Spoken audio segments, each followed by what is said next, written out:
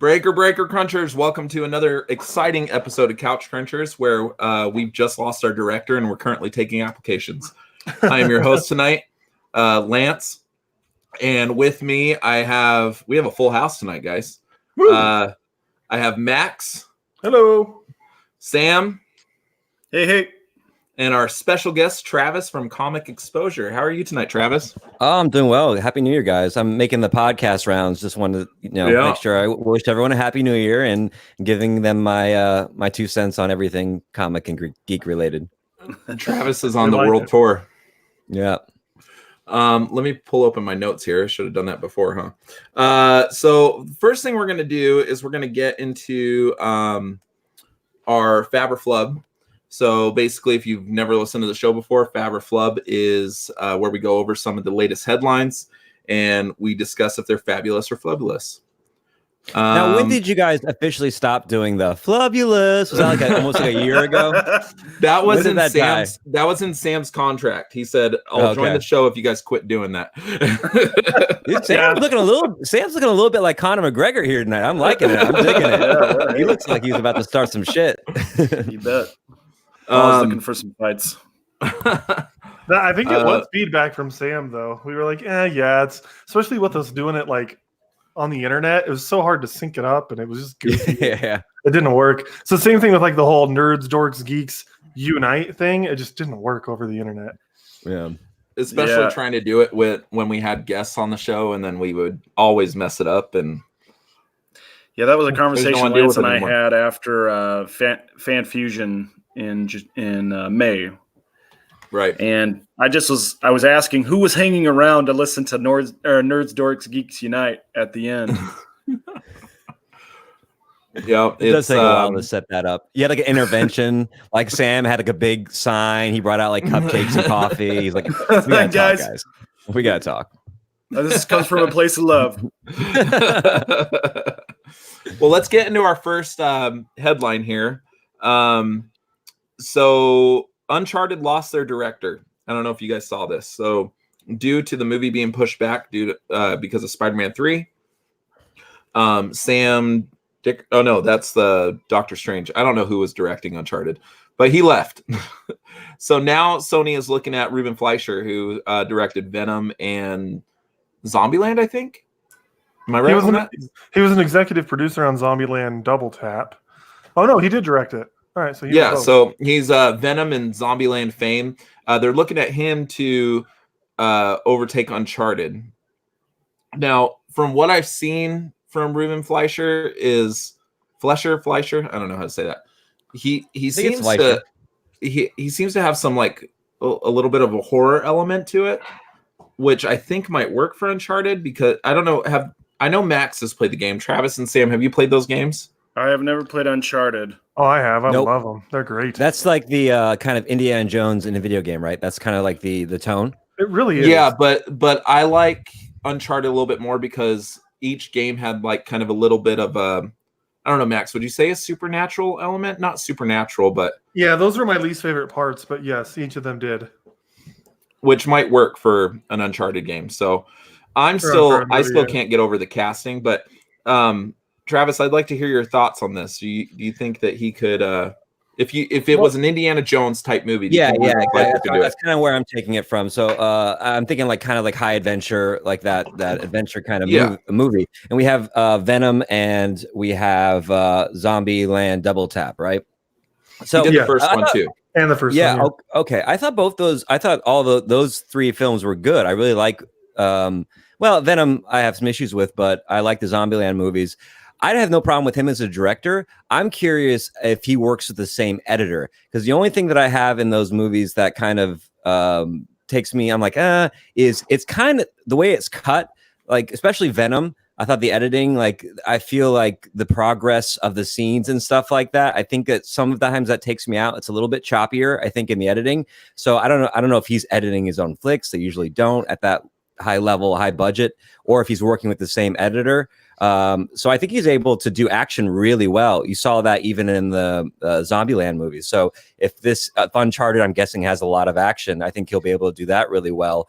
I'm just be a little bit concerned about the editing, especially when you're taking like a video game movie. We've seen that with Tomb Raider, where it's like if that editing isn't on point, it can kind of take you out of the movie. Like what are we actually showing the audience? So that would be my only concern. Is I think action movies. I think editing on action movies is almost as important as directing.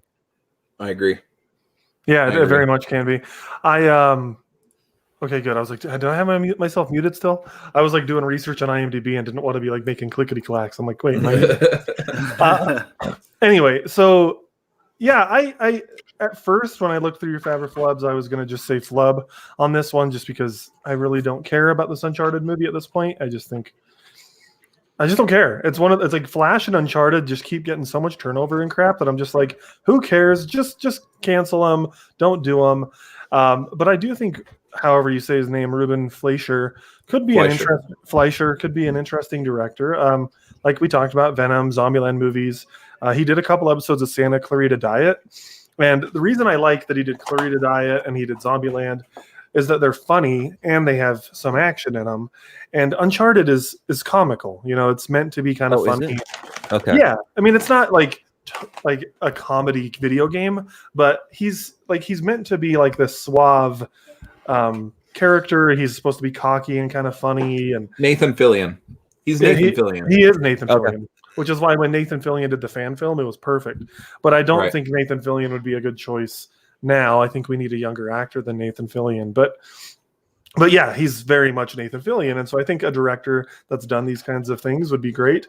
I know he also did Gangster Squad. I haven't seen that one personally, but I know you love that movie, Lance. So I do love that movie, but it has Italians in it, so I love it. Yeah. I think it's a beautifully shot movie. It's got a lot of style to it, but again, I think the editing on that one is a little bit I agree. Questionable as well. No, it's not one of my top 5 gangster movies, but I did like it because of the there's some gory parts of it, especially in the beginning of the movie, that are awesome. Yeah, I haven't seen it yet, but you've said really good things about it. Well, in the first 20 seconds, a guy gets torn in half by 2 cars going opposite directions. Sounds wonderful. Is that under the Hollywood sign? It's under the Hollywood sign. Was that the movie that got delayed because of the Dark Knight Rises shooting?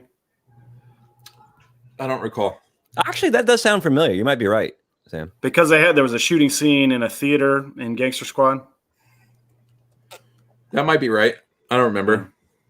I don't know. Maybe that's why I didn't see it, Lance. Or yeah. Oh. But at any rate, I also agree with your comment there, Travis, about editing, because I mean, like we'll talk about it later, but 1917 was shot very uniquely, and had the editing of that been done poorly, it would have been a much less enjoyable experience. Like it could have. It was all one shot. There was no editing. Well, you still had to edit it to look like one shot. Yeah, action is tough when you think about something like action, like Lord of the Rings series. Like whether you like it or not, that is a huge undertaking, and the editing becomes so crucial in that. And you think about something like Indiana Jones, which I guess is a lot like Uncharted. That first Indiana Jones, Raiders of the Lost Ark. I mean, there is no fat in that movie. Everything is trimmed out. The time and space, they flow really like even like that map. The map is beautiful in Indiana Jones, right? We solved so much with just seeing the little airplane go across the sky, which seems a very, I don't know much about Uncharted, but it seems like that would be a great device to use for this type of character. I'm guessing he's hopping all around the world, this character, usually. He does. Yeah. He hops around several places, and he goes. It's very much like a male version of Tomb Raider. I think I'm looking for. I don't know anything about Uncharted, but I'm looking forward to it because of the genre. I feel like we haven't had a good kind of like whip and hat adventure movie in a while. So I think the genre is enticing to me. The genre is very enticing. I just am so tired of seeing all the delays and the everything. News, Like just for the poor casting decisions are plaguing it as well. Still not a big fan of Tom Holland in that role. He's a great actor. Maybe he'll be awesome. I just think it's an odd pick. We haven't heard what Sam thinks. I mean, I'm going to be real with you guys. I am not excited to see this movie that much. Although Indiana Jones is a great franchise, and Uncharted is a very popular game, I haven't had the opportunity to. All the news around this movie has been disappointment. It's just been one series of disappointments after the other. The fact that they're getting new new director in the chair. And it's just another example of delays and disappointments related to this movie. The casting, the directors, it doesn't matter. I think people are going to show up, and the first effort is going to be disappointing. But as long as people will pay to see it, the second effort should be good. Right. It's kind of, video games are a little bit tougher to get maybe some of the top talent, a passionate top talent on there. Because when you think about something like Star Wars, like what director wouldn't want to direct Star Wars, or something like even like Conan, you know, you grew up watching Conan movies, or Terminator, or Back to the Future. But Uncharted is one of those things, is directors who are of a certain age, who have acquired that skill to maybe really kind of step on set and direct a big budget movie. How many of them have this extreme passion and desire for a video game like Uncharted? I know it's a popular video game because I've heard of it, but I haven't played it. So that if it's a video game that I've heard of, that means it's popular. Yeah, they made 4 of them. Yeah, but to think about it, like in order to, this goes back to kind of what Sam was saying, you know, with that turnover in directors and casting and stuff like that. If there was a director who was really passionate about it, they would be fighting for it. They'd be like showing their concepts. They'd be like, this needs to be in my hands. I am the ultimate fan. I know what to do. And it sounds like the studios are just kind of reaching out and trying to find someone who wants to is willing to undertake it, as opposed to someone who's like, nope, that's my movie. Sign me on. Here's all of my ideas. You need a director who's going to come to it with ideas and who's passionate about the IP. And because Uncharted, I'm guessing it's probably been around for what, 15 years now, 20 years now? I don't think it's been 20 years. I don't think it's been 20 years. It came out like 2007, I would say, the first one. What do you think? Yeah, 10 or 12 years sounds right. Yeah. I mean, the closest thing to a sizzle reel, like you're talking about, Travis, has been Nathan Fillion's little fan film. And that showed a lot of passion, showed a lot of heart towards the project. And it would have been nice if they had picked that up at the time. There hasn't been a lot of passion into it that I've seen from the studios. They're just looking to bank on a popular IP. Yeah. But they haven't really put the manpower and the brain power into it that it takes to make it a quality film. And I think the problem with that is that they're saying, okay, well, this is a recent IP. This is a recent, it's kind of untested IP as far as movies go. So it really is kind of a big gamble, and maybe they're just looking to save some pennies and get a good second effort. Who knows? On that same token, being passionate enough about a video game to undertake 3 years of your life to direct a movie. You guys, some of you guys play games to varying degrees. What would be like, if you had to undertake a movie of a video game property, what do you think you're passionate enough about to spend 3 years of your life working on? Breath of the Wild. It's funny. I'm the gamer guy, and I'm like hesitating here. These all sound like Imagine Dragon titles of albums too, by the way. I mean, I'd be willing to spend a lot of my time on a lot of different things, but if I had to pick one, maybe Halo. I think making a good Halo movie, I'd be willing to spend 3 years on. So I'm surprised. I think Grand Theft Auto would be a cool movie too. I mean, the Halo show is coming out, and I'm very excited about that. And there's cartoons and books based on that IP, I believe, right? Halo. Yeah, my sixth graders love Halo. They're always reading Halo books. They have Halo shirts. No, they don't have lunch boxes anymore, but they love that stuff. So there's an audience that would, I'm sure, of course, go out and see a Halo movie. Oh, yeah, absolutely. And that's why they're making a TV show on Showtime. So that's a great question. I like that. There's a lot of games. It's going to be on Showtime, yeah. It's not out yet. It probably comes. I think it's 2021 when the first episode comes out. I'm pretty sure it's in production now. I think it's filming now. Yeah. Has anyone rewatched the Mario Brothers movie at any time recently? I think in the last few years. No, but I can't say I've watched the movie, but I did watch the TV show very recently. The one where you've got the old fake Italian guy going, swing your arms from side to side. Come on, let's go. It's time to do the Mario. With the Mario Brothers, the Plumbins, the gang, we're bound to hit a warp whistle, working on the drain. Meet Koopa, a trooper. Oh, yeah. That was How do classic. You remember that? I'm not familiar with that one at all. Because it's a badass rap song, man. The Super Show, and they had Legend of Zelda cartoons on Fridays. Was it the and they rap to like basically it's the Super Bowl shuffle, but they just like change Mario. At the beginning, they were like real life people, and then they jumped in a drain, right? Okay. And they always I had remember like plastic obscene size like bowls of pasta everywhere. That was the thing. Yeah. It was like, you like it. If you like Italians, Lance, you need to get on this. So, Ty Curtis. One time, I think at one point Mario puts a dead horse head in Luigi's bed, and that's when they cut the show. Yeah. Is that when it jumped the shark? So Ty That's Curtis awesome. is in the chat, and he's saying that he would have Destiny. That's what he would do, and I'm kind of with him on that. That's why I put it as my second, because that's such a cool world, cool universe. Yeah, I don't have any attachment to that whatsoever because I remember the first game had like no story to it, right? Had a lot of lore, but not a lot of story. And the game still doesn't have. Well, it has a good amount of story, but the lore is so deep and rich and cool that I just think it's a fascinating world. You could make some really cool movies out of it. Right. Anyway, Well, let's go on to the next one. Another movie loses its director. Doctor Strange: The Multiverse of Madness. Scott Derrickson leaves due to creative differences, but will remain on as executive producer. What has he done? he did the first Doctor Strange. He did the first one. Yeah, I think they need to get Mike Flanagan from Haunting of Hill House and Doctor Sleep. If they want to go down that horror route, because what I'm understanding is Scott Derrickson wanted to do more of a horror thing, and Kevin Feige was the one dragging his feet on going down the real horror route. Well, Mike Flanagan is a terrific horror director. One of the best shows I've ever seen. I've loved Haunting of Hill House. I love Doctor Sleep. Those are movies that kind of stick with you for a long time. Mm-hmm. They're just as haunting as the ghosts that they feature. Ooh, well said. Well, Max? So okay, it's a little disappointing that he's not going to be coming back. I mean, he made the first one. The first one was a good movie, and so I would have liked to see his take on the next one. I've said it before. I hate that Star Wars had multiple directors in its trilogy, and I know the MCU has done a better job of switching directors, but I like to see one person kind of take their vision and carry it through.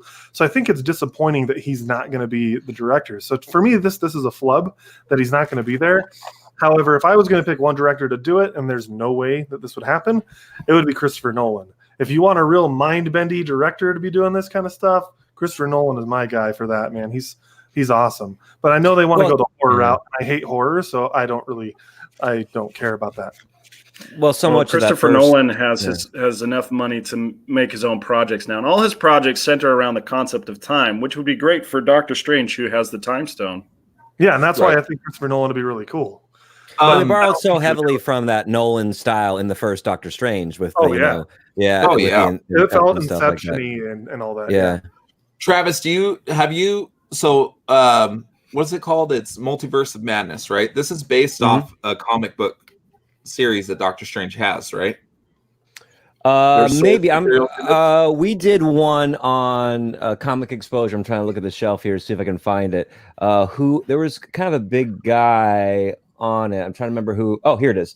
The Way of the Weird, which kind of has that same style. This is the Jason Aaron one on it.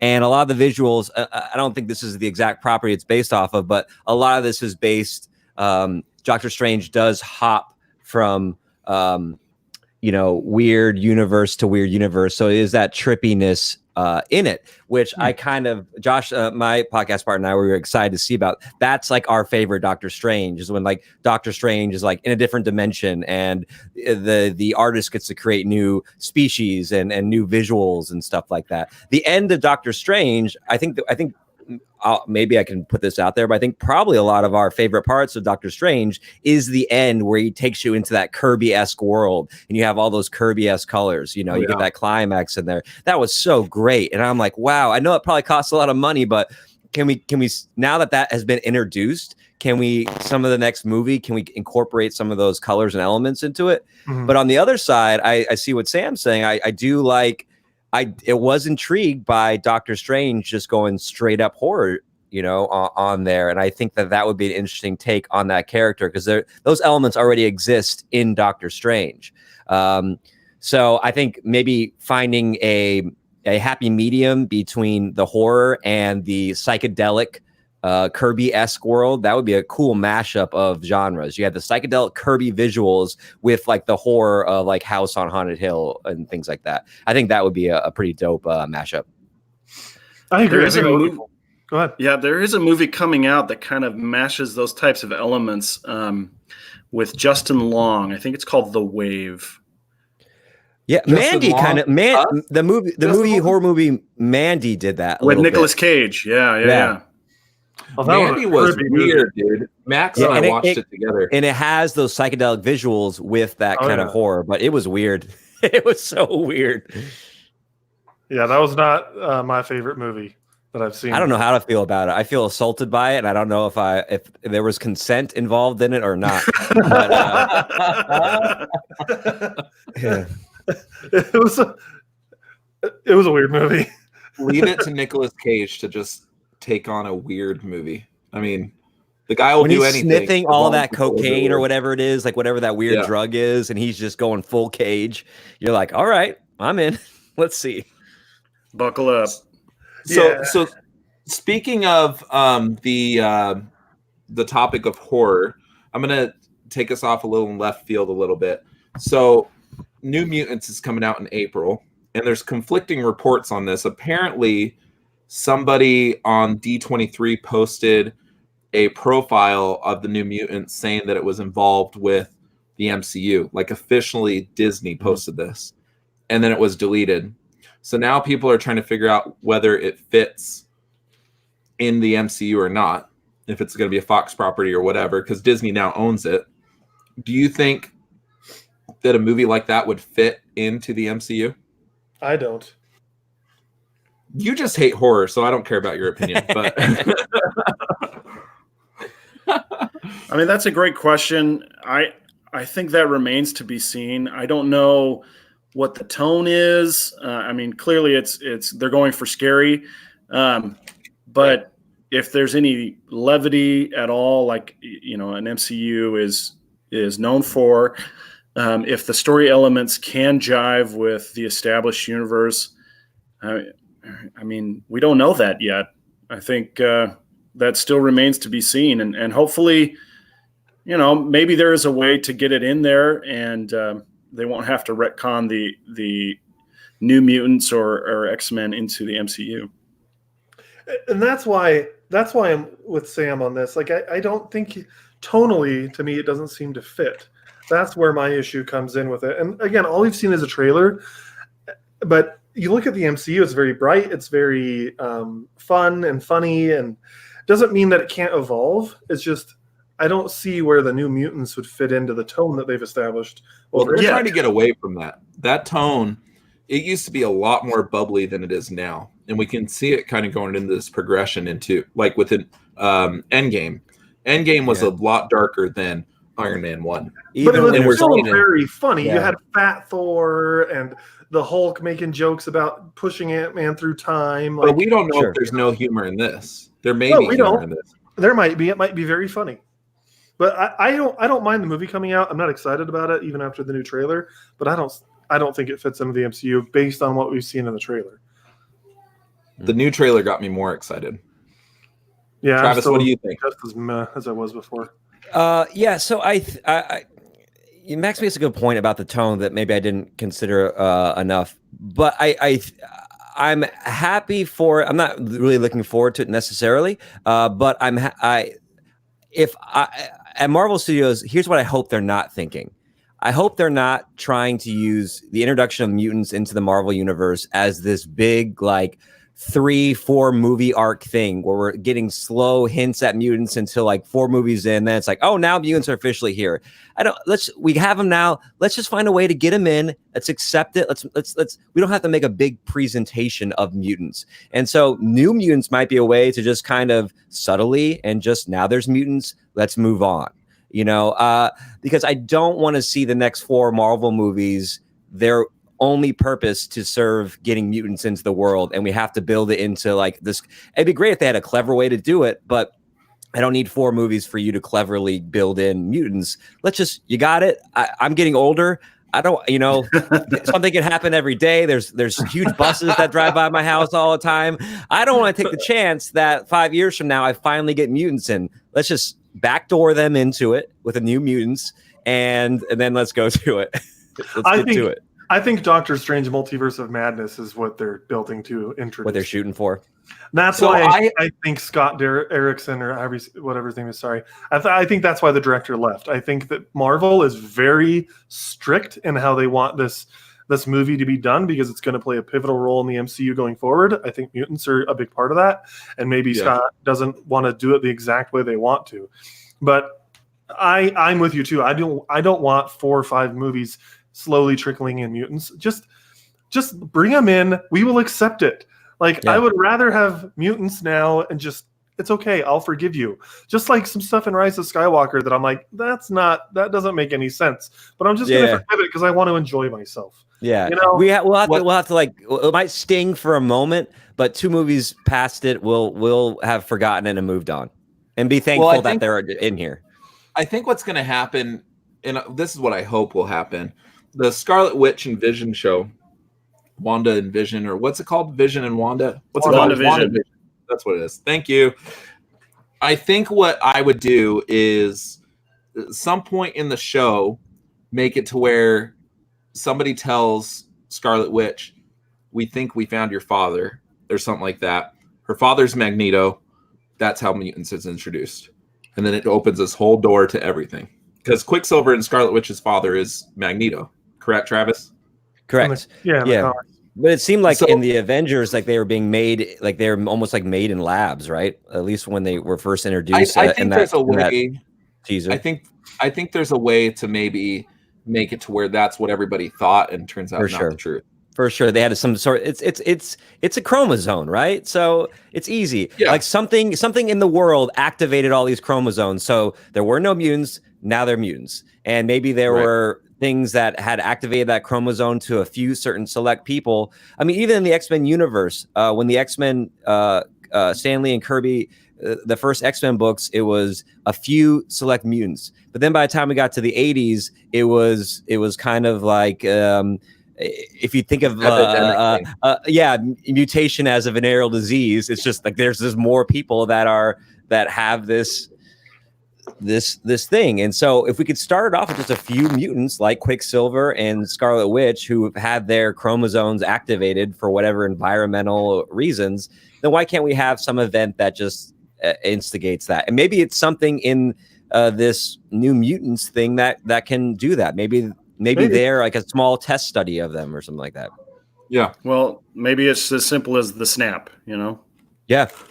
Oh yeah, the snap could have changed everything. We know because reality. That solves both your problems, because in Ultron it was the Mind Stone that created Scarlet Witch and Quicksilver, and you just say, well, we've now had a wide scale exposure to the Mind Stone. The Mind Stone. So there you go. All those mutant genes have been activated, and now we've got a whole new host of problems on our hands. I like that. There's no reason we can't ex machina this problem out of the way very quickly and get to the good stuff. I mean, if they can give Captain Marvel powers using the Tesseract, which has nothing to do with the powers that she has, then they can do whatever they want. Yeah. Oh, Captain Marvel. You hear they're already trying to walk the whole she's the most powerful Avenger thing back. How do you walk it back when Thanos punched her in the face and it was like Batman punching Superman in BVS? Now they're saying Scarlet. Now they're saying Scarlet Witch is the most powerful. Oh, I have heard that, and that's fine. Yeah. I think you can still make an argument for that. I hope the next movie exposes some sort of weakness with her, because that's the issue with the first movie. She's just indestructible. I refuse to believe that it's a woman who's the most powerful character in the Marvel Universe. That's awesome. Well, let's see here. Okay, I'm just going to say one more thing on that. My main issue is the same thing you said, though. A hero without a weakness isn't fun to watch. No, even Superman has a weakness. He has a few, so he can be kind of boring to watch at times. But you throw him against someone with magic, he's vulnerable to that. You throw some kryptonite at him, that's a weakness. Captain Marvel right now, from what we've seen, has no weakness. other than the Power Stone. But like, and acting abilities. that's true. Brie Larson is a good actress. It's just I don't know. She wasn't given a lot What- to do as far as Yeah, personality. I don't know what the personality note she is. was given or Yeah. what in the comic books. Travis, does Captain Marvel have a weakness?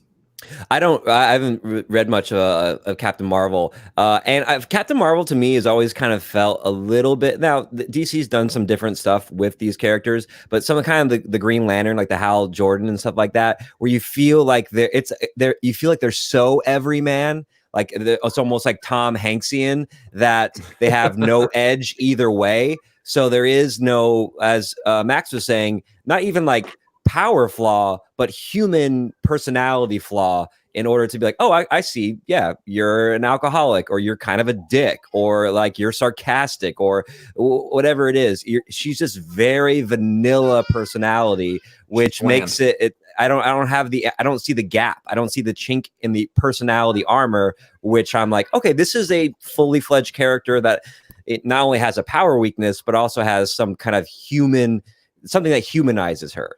And I feel like, go ahead. I'm sorry. No, that's it. And I feel like that's what I need for Captain Marvel yet that I haven't seen. You would think that in the original movie, when she realizes that her whole past was erased from her memory, she has no idea really who she is, and she's starting to pick those pieces up. If that would have been the moment to give her like these flaws and stuff, like kind of this opportunity to become more humanized, and they didn't do that. Right. I think that's perfect, because I think especially for younger audiences, like the 13 and 14-year-olds, that's what you're doing at that age, right? You're trying to figure out where you fit in, what is your identity. So that's a powerful story to tell, especially for that age group, as they're all kind of hitting puberty and be like, well, I'm not my parents, I'm not my brother and sister, I'm not my friends. Who am I? That question of who am I is a great personality flaw. That's a good point, Lance. That would be great for them to theme tackle. of being a teenager. Well, and one thing that I'm thinking now is, maybe they've built her up as this crazy overpowered thing for now, but with X-Men coming out, maybe what they're going to do is they're going to bring in Rogue. Rogue is going to, like she did in the comics, take Captain Marvel's powers, and maybe going forward, Captain Marvel's going to be just weaker than she was before. I don't know. So Rogue essentially gives her an STD. But like, I don't know, because I just looked up the Rogue rash. I got a bad case of Rogue rash. Been riding all day. Well, like I found this article of like some of her weaknesses. One of them was alcoholism, I guess. We haven't seen that yet, but that would make her more human right there.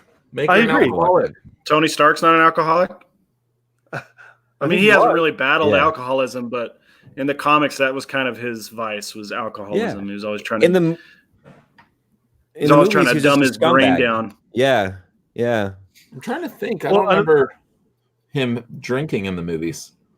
But they kind of implied it with his Playboy lifestyle in like the first montage of the first Iron Man, where they show all the magazines and the clips from the media, where it's not like he's necessarily, I think he has a drink in his hand a couple of times, but he's got that kind of flippant, like drunk Playboy.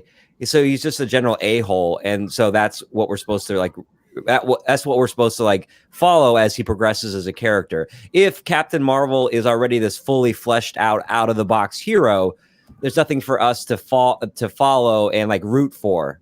Like, oh, this is the turning point where she realizes this. What are her inner demons? Because right now she kind of came out of the box as like this fully fleshed out hero. She's cocky. That's like a flaw. That's true. But yeah, we need some more flaws from her. I mean, I think I've touched on this a couple times.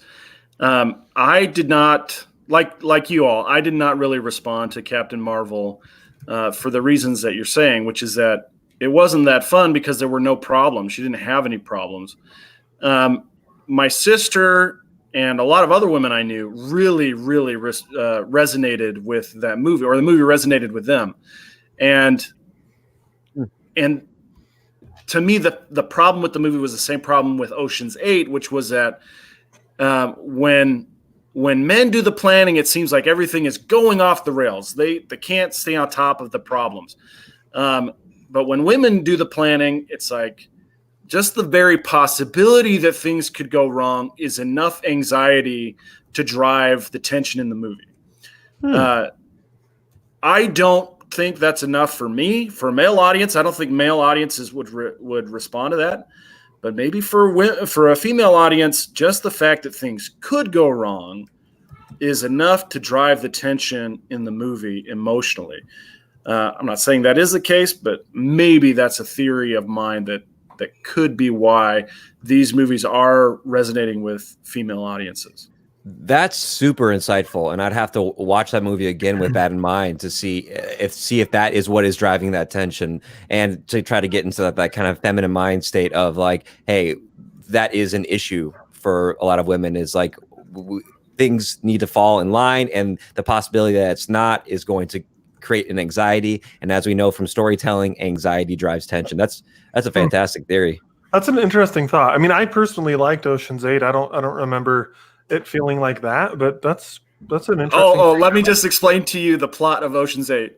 We're going to have this plan, and at the end of the plan, we're going to have this diamond necklace that we're all going to share, and it's going to be great. The plan goes off. There's not even a single problem. Everything goes according to plan, and in the end, they don't have one necklace. They have a dozen. They have a dozen necklaces that they get to share. So it even went better than they had expected. It went better than they planned. Guys, as four middle-aged white guys with toys behind us, we are treading on dangerous territory talking about this. I'm trying to keep my mouth shut over here. If we've learned anything from our significant others, it's that when women plan it, it all goes according to plan. Mm-hmm. And it ends up better than the plan. Yeah. And there's always snacks. There's always snacks. Always snacks. Guys mess things up. We get too greedy. No, I'm just kidding. But let's get to our next headline. So Max turned off his camera. He's like, I'm out. My camera off. I was laughing too hard, okay?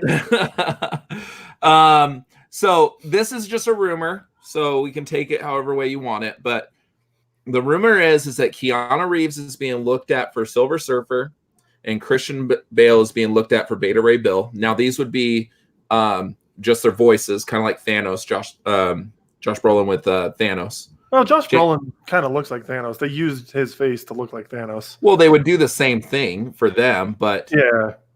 Well, Beta Ray Bill is a Minotaur, so you can't really make him look like Christian Bale. He's more of a horseatar.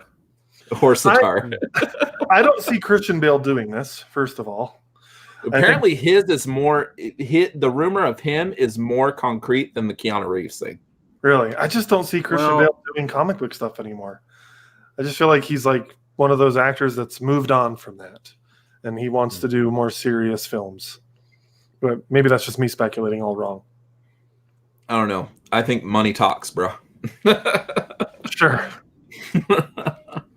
And everybody's doing MCU movies now. You ever think that Michael Douglas would be in an MCU movie?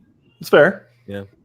Or who's the guy that they got that has the eye from Black Panther? What's his name? Forrest Whitaker. Forrest Whitaker. The eye. That's how I remember him. For a second, I was thinking about that too. I was like, wait a minute. Who's the Black Panther character with the weird eye? MCU has, or Marvel in general has pulled they get who they want most of the time. I wonder if like they used to do in old Hollywood, it was like, hey, if you do this, like wherever the money's coming from in places, because it's from a studio, but those studios also have backers and things like that. It's like, hey, if you do this, then we'll help you produce that project that you wanted to produce or things like that. There you go. That's what he looks like. You have to pop it up on the screen. Ryan Reynolds essentially did the Wolverine movie to get a standalone Deadpool movie. That was the promise made to him. So we know, I mean, that's the case in a lot of things. So, but what do you think? I think I'm a fab on both of these. I think they're both, they're different kind of caliber actors, but they're both great to see on screen. I think that I've been waiting to see like a really great Silver Surfer on screen for a long time, and Keanu Reeves, I think could do I guess I'm just associating Point Break and Keanu Reeves and surfing. Yeah, that's exactly where I was going. There has to be like a handoff, right? Yeah. Yeah, like Brody or something coming in and surfing the cosmic waves, bro. Whoa. Yeah. I just love the idea of them looking at the Silver Surfer for these movies, because I mean, we had that one Fantastic Four movie, 10 years ago or whatever it was, where he just wasn't really done with much justice. And I'm really looking forward, because Silver Surfer is one of the coolest comic book characters out there. I mean, the dude rides a galactic surfboard. Like, it's friggin' awesome. You know what I mean? And he just hasn't been given as much justice as should get.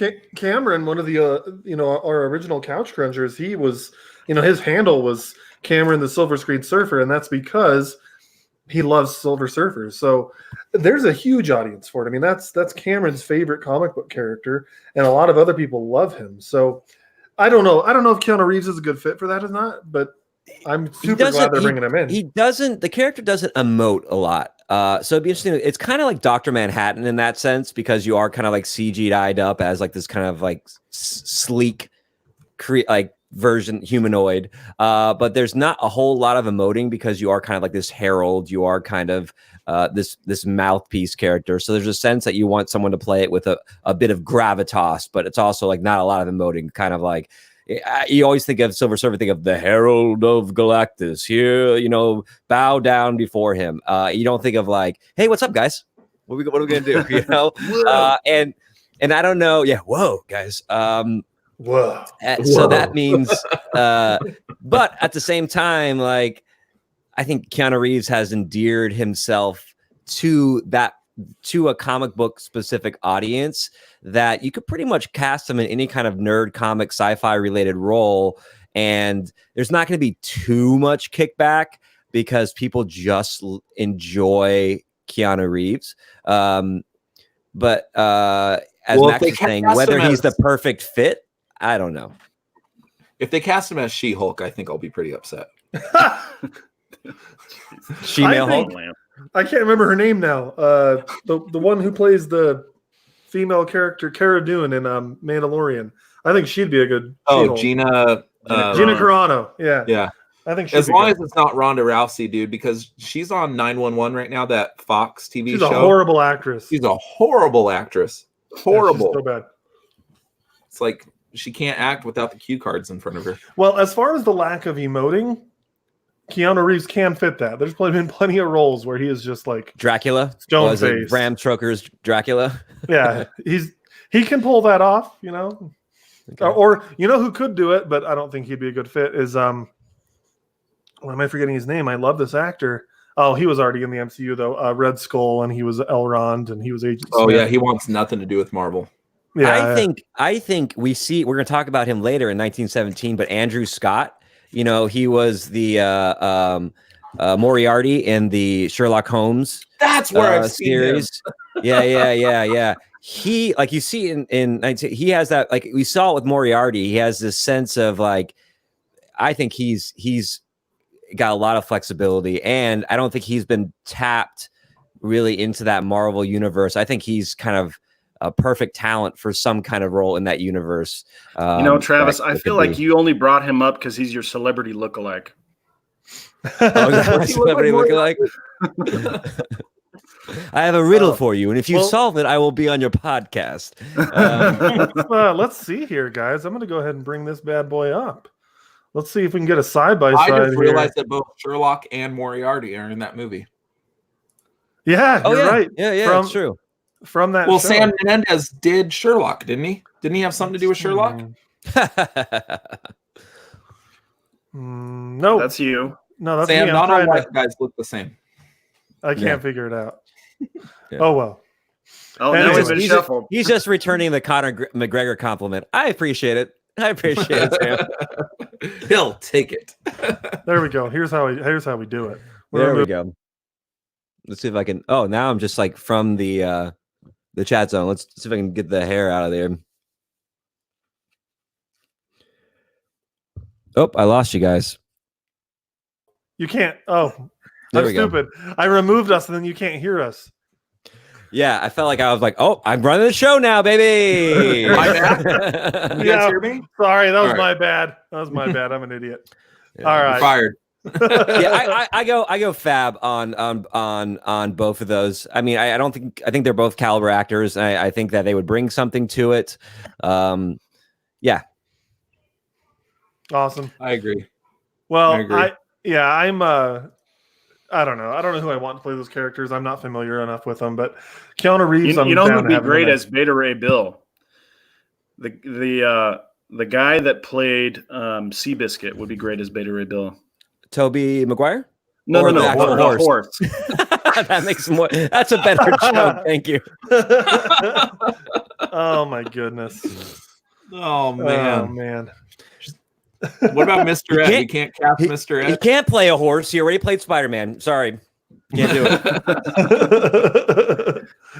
it. Oh man. Well, what do we got next on the docket? One more Faber Flub. So the Walking Dead showrunner Scott Gimple teases a series featuring deceased characters' backstories. So this would be an opportunity to bring back Glenn and all these actors all these characters that were killed off. We would explore their backstories. Flub, big flub. No. I mean, if they want to do one I'm on off Glenn, every- that's cool, but I don't need to see all of them. I mean, if they did like a 6-episode miniseries and maybe focused one episode on each of the characters, maybe, and Yeah, then that's an idea. ended it at that, okay. But I don't want another show. But Well, maybe this just isn't for me. The point of like exploring a character or going back and exploring a character is that maybe in the whatever medium you're watching it in, that wasn't the character at their highest point of conflict. But what could be these characters what could they have in their past life that's a higher moment of conflict than surviving a zombie apocalypse? You know? So the that's beginning why of the outbreak. Divorce. Oh yeah, the actual beginning of it. Okay. Divorce. You know that. I Yes. mean, Marriage Story starring Glenn from Walking Dead.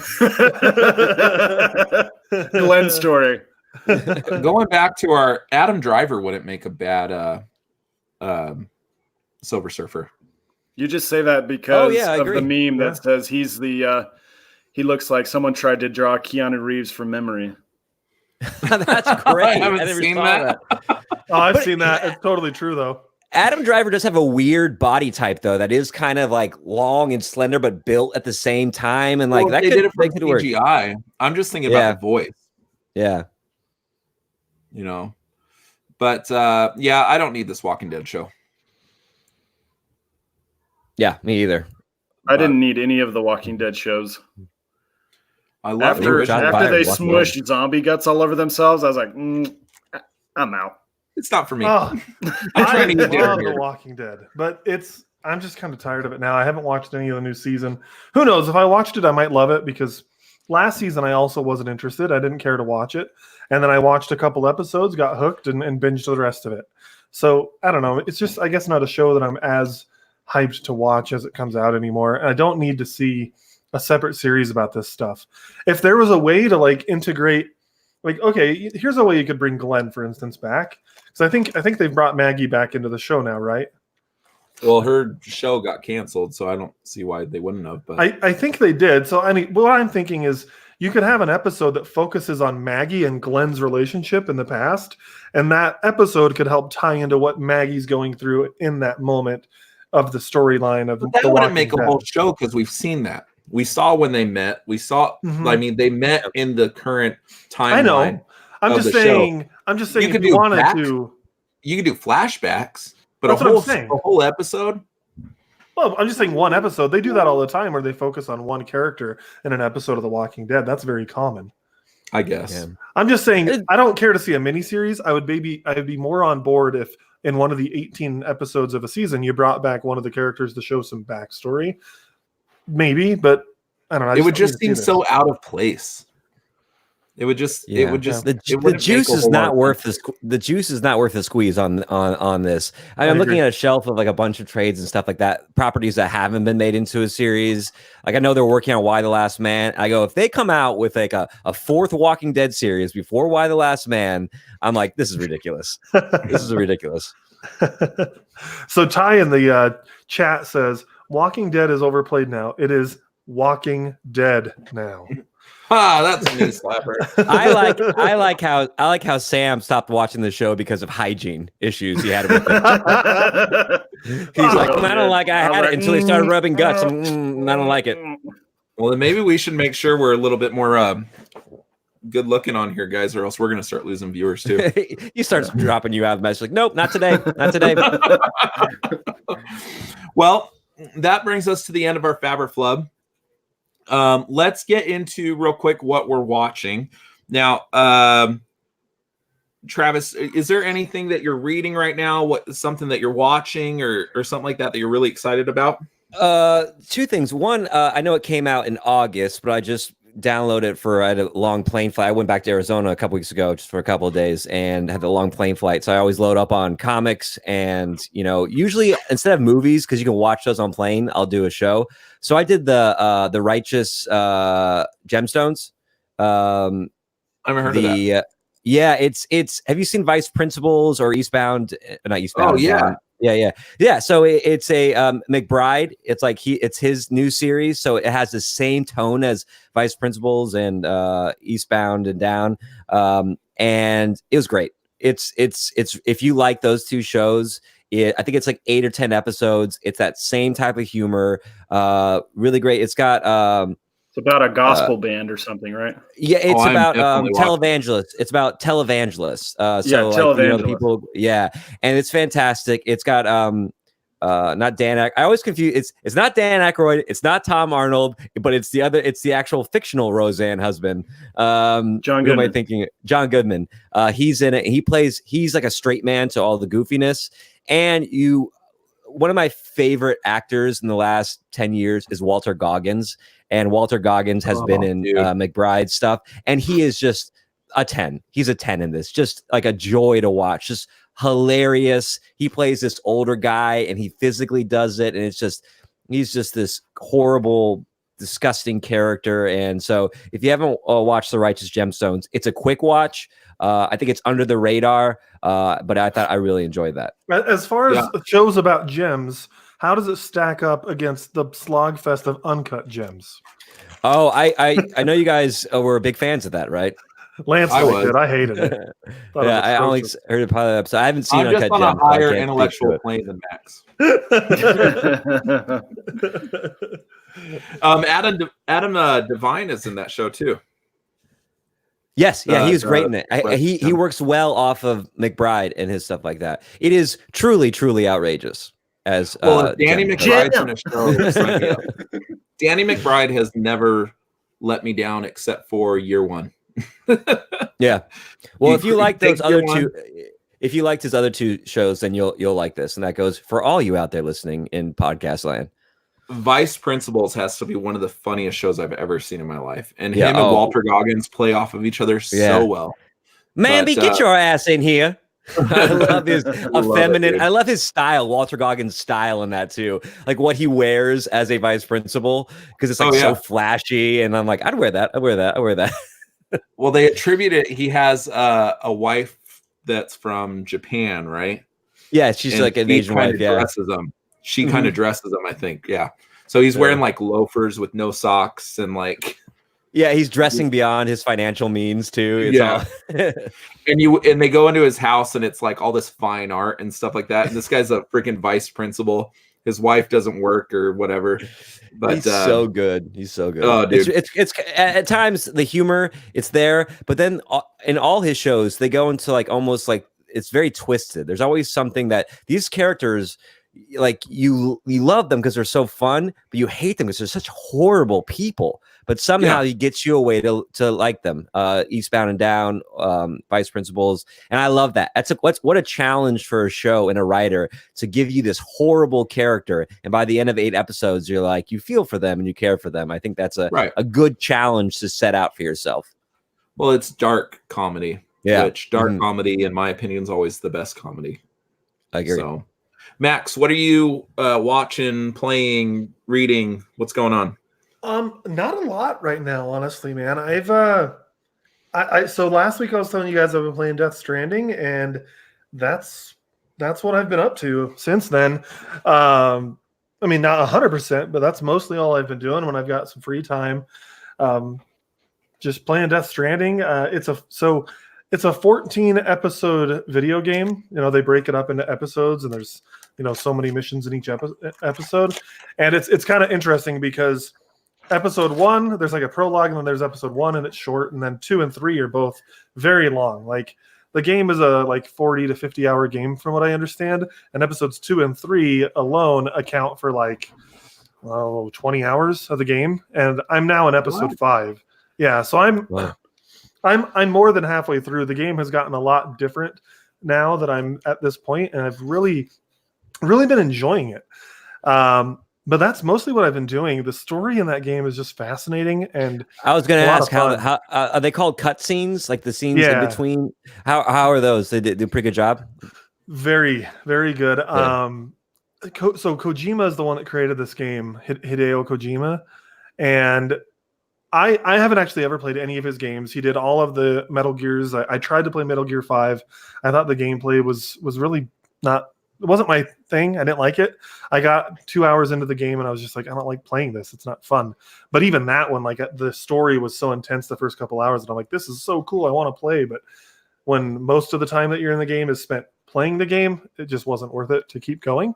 But for me, but this game, it's funny. Most people say it's not fun, but I'm loving it. It's just a ton of fun. The story is fascinating, and Hideo Kojima is very known as a cinematic person. He loves film, and he makes his cutscenes very cinematic, and they're very good. They're animated really well, except for sometimes the voice syncing isn't great, but that's just kind of video games in general. Still, sometimes the voice syncing and facial animations aren't. What's it played on? Is it PC? Is it PS4?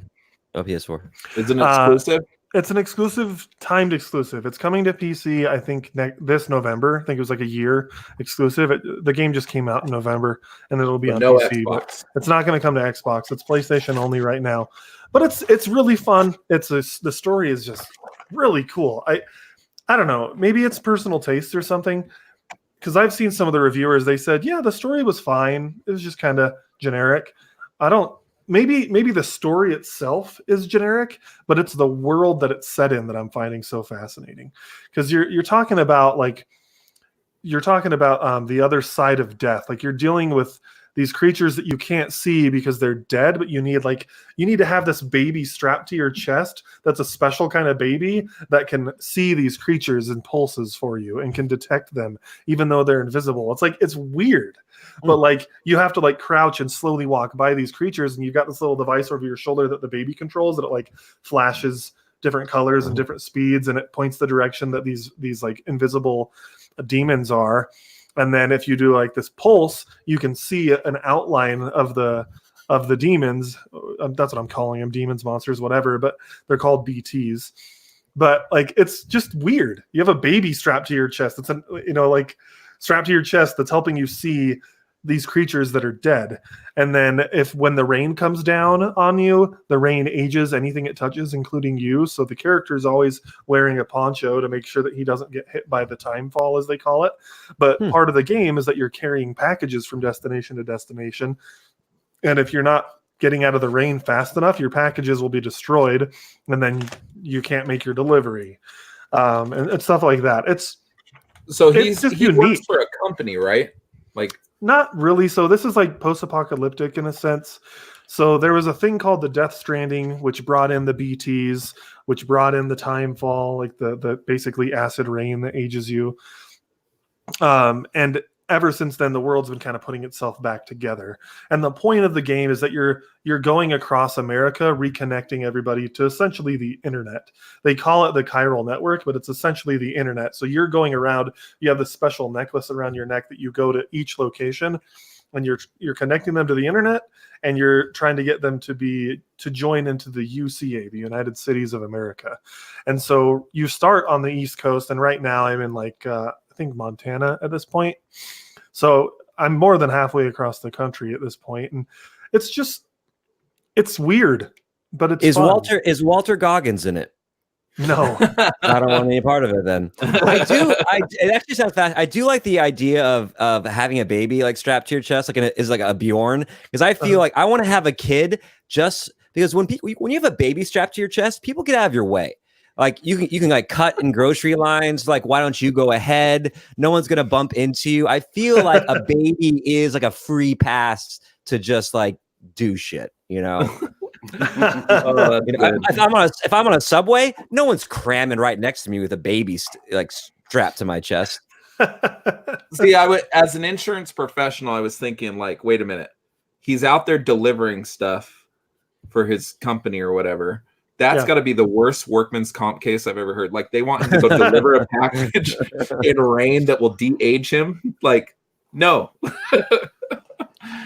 So like they are technically a company and he's working for them. So yeah, it is interesting. But like the company is also like the government, or they're trying to be the government.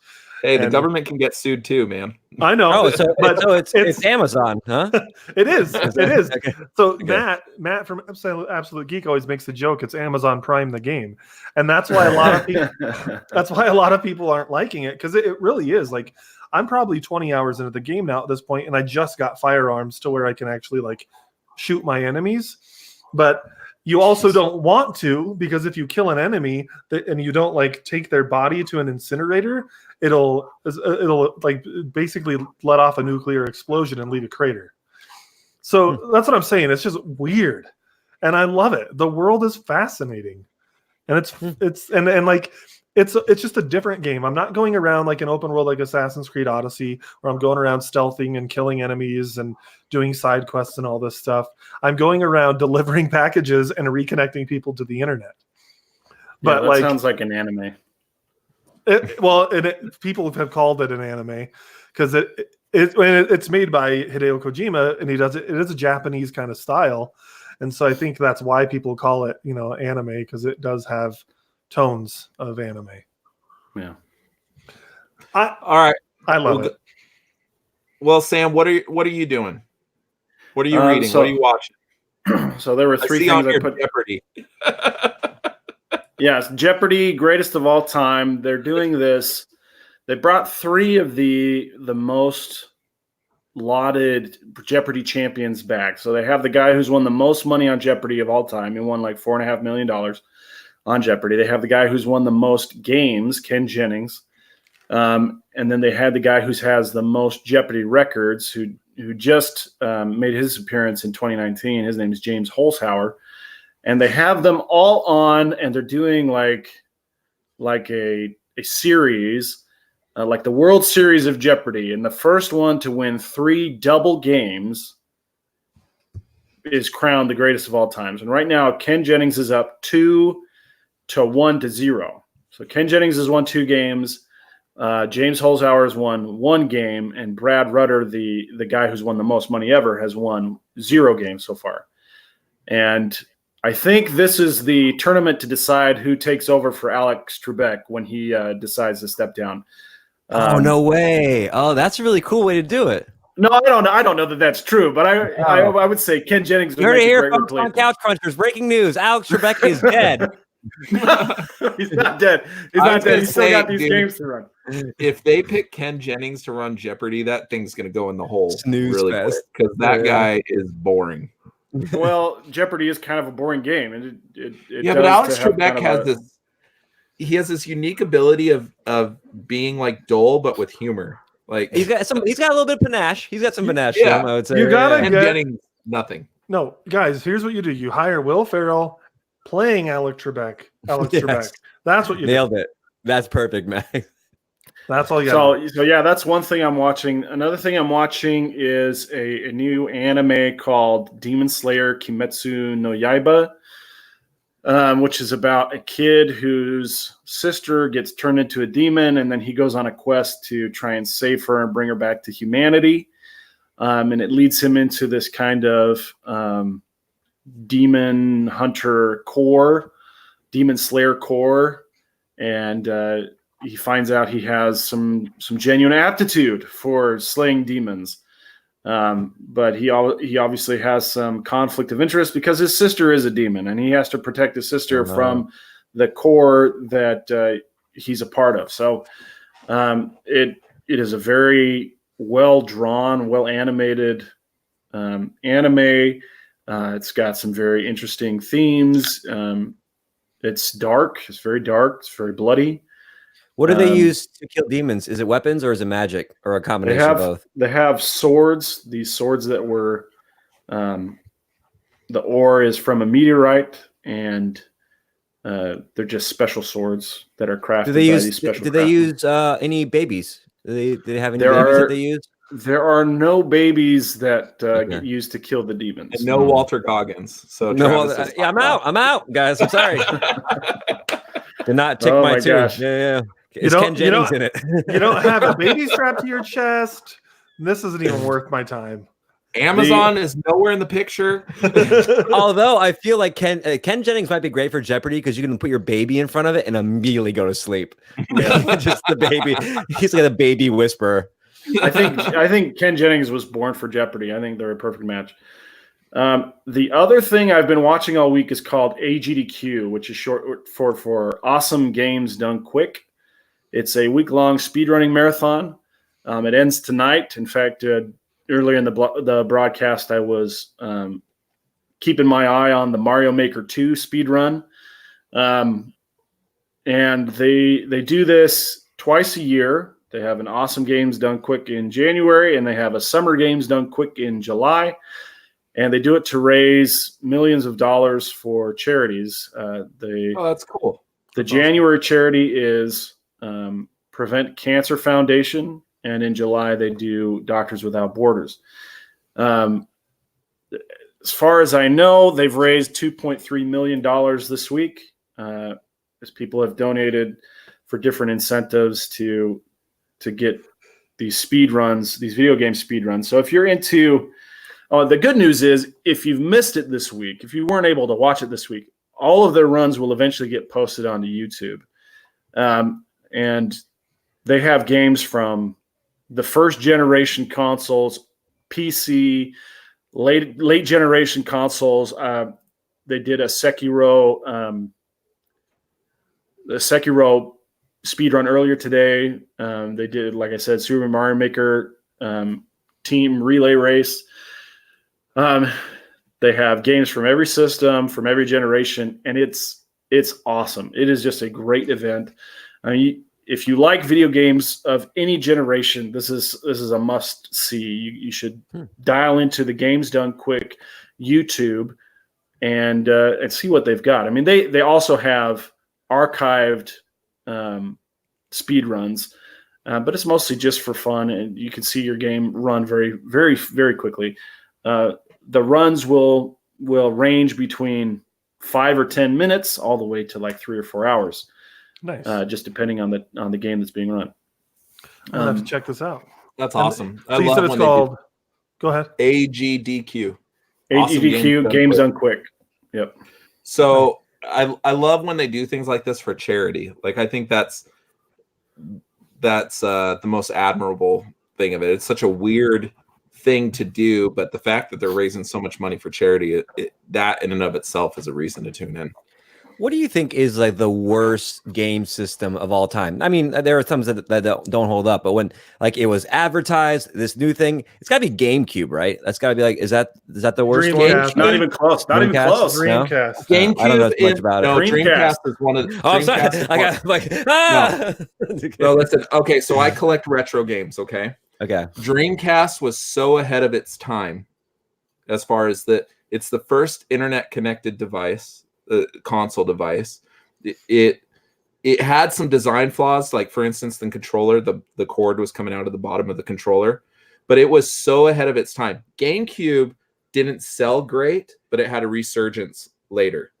Okay. So what made the GameCube real popular too, when the Wii came out, you could play those GameCube games, and those GameCube games started to. So Nintendo kind of got the backwards compatibility, right? I think the worst console of all time does come from Sega, but it's more the Sega CD or CD. Sega Saturn. That's what I was going to say. Sega CD. Oh, I've never even heard of that. Yeah, it's called the what again? Sega CD. Sega CD. And there's also Sega Saturn, which is kind of the same thing. But that's those two systems are the reason why the Dreamcast didn't do well, because people just kind of lost faith in Sega from that point. Oh, okay. So they came out before the Sega. But the Dreamcast, I mean, with the Dreamcast, you got Crazy Taxi, you had Ready to Rumble Boxing. Like, you I had remember all Dreamcast. Yeah. you had all these fantastic games. But the problem is Sega like they marketed the Genesis really well, and then they never really figured out how to market any of their other systems. But they were so ahead of their time that without the Dreamcast, we would never have PlayStation. Because I think PlayStation. No, that's not true. No, I think the way PlayStation. I mean specifically PlayStation 2. The way PlayStation 2 was built with the internet connectivity and stuff, Sega Dreamcast was the springboard for that. Just their overall how they set it up, because PlayStation, the original PlayStation was meant to be a Super Nintendo add-on, which Nintendo passed on. So there's actually someone's selling one on eBay that's a Nintendo and PlayStation all rolled in together. It's the Nintendo PlayStation. Are there any Marvel a couple years ago came out with a nonfiction piece called Marvel: The Untold Story, which is great. It follows Marvel history, since its inception all the way and all the creators and the editors and stuff like that. Is there anything like that like looks at a book or something like an audio book that looks at the competition of PlayStation and Sega and Nintendo in like the 80s and 90s? Because that would be a fascinating read. There's a movie, I'm trying to remember where I saw it, called Console Wars. That is exactly what I had in my head. That's exactly what you would call that. Yeah. Which is basically it talks about Atari kind of setting up the stage for Nintendo and Sega, and then that rivalry that Nintendo and Sega had, because Sega's whole marketing campaign with the Genesis was basically, hey, we're going to do everything that Nintendo doesn't do. So they had their marketing slogan was Nintendo don't, was what they did. So the Sega's whole marketing campaign was, we're the anti-Nintendo. So it basically became a Sonic versus Mario. Yeah, I remember those days. Yeah. Yeah. Wouldn't it be great to have like a Ken Burns 10-hour documentary on the history of video games? You know what's better than that is a week-long speedrunning marathon that runs in January and July. It's called Awesome Games Done Quick. It's way more fun than listening to Ken Burns talk about video games. I think Jeff Goldblum narrating a documentary like that would be fantastic. That's perfect. It could be, but his video game episode was so disappointing. I liked it. He has not let me down yet. I didn't like it. He focused on video games for 5 minutes of a 30-minute episode. He talked about freaking LARPing instead. And LARPing's cool, but you could have done an episode about LARPing. He lumped that into my video game episode. The heck? He did a whole episode. And then he talked about VR, but he didn't actually show video games in VR. He did a VR game where you grow into a tree. What the frick is this nonsense? No. There's a great talk about video games. There's a great Smarter Everyday episode where he goes into haptic gloves. So if you're really you've got a hankering for VR, that's where I would direct you. Yeah, he did a whole episode on denim that I was fascinated by. His show has been great. What are some of the other topics he's done? I know he's done shoes. I know he's done speakers. Okay. Sneakers. He did sneakers. He did tattoos. Yeah. He did barbecue. That was a cool episode. I like that one. Yeah, these are all great topics. Yeah. Ice cream. Yeah, that was a good one. I think that's it so far. So ridiculous. It's the topics that he picks. It's like, why'd you pick that? But he makes it. It's awesome. Oh my gosh, dude! It's the most interesting documentaries I've ever seen, because he's so entertaining and he's so charismatic. That Jeff Goldblum is fantastic. All right, guys. So let me real quick run through kind of what I'm watching. So there hasn't been a whole lot in the realm of television going on currently, because everything's kind of on hiatus. So I'm starting to backwatch. Jeff Goldblum talked about RVs. Yeah, that was. I remember he talked about RVs. So I went back. So Max, somebody accidentally bought HBO on Max's Hulu account. So I saw this as an opportunity to watch some of the shows that I missed.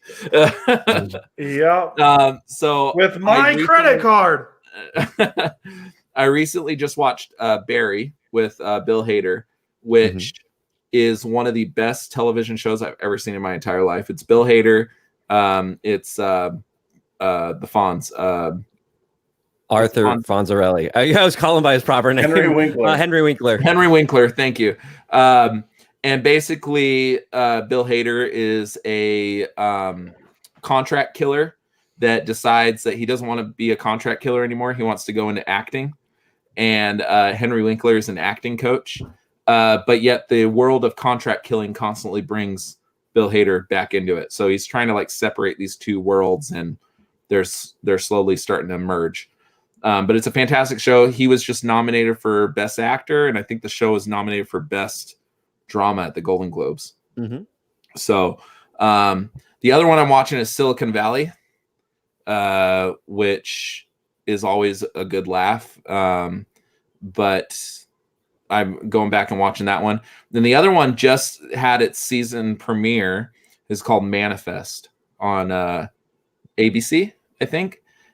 Basically, it's kind of a Lost premise, but in reverse.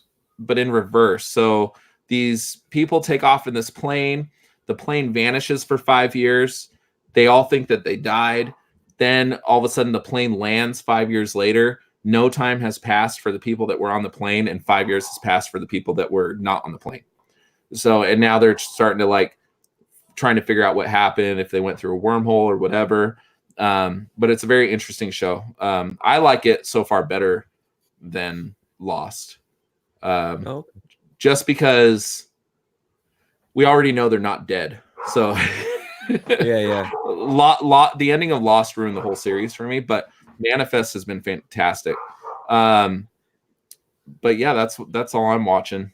I mean, and I'm going to start reading Joe Newcomer's book, a friend of the show. He has a book called oh crud, I can't remember the name of it. Gosh dang it. Joe Newcomer's book. That's what it's called. That's not what it's called. I can't remember the name of it. Gosh dang it. Well, take a minute and look it up. Let's see. Diminishing Return. So Diminishing Return is essentially, from what I read from the prologue, is basically it's in the future where there's no such thing as copyright laws anymore. And there's basically one company that owns everything, and people have the internet. It's essentially Disney, yeah.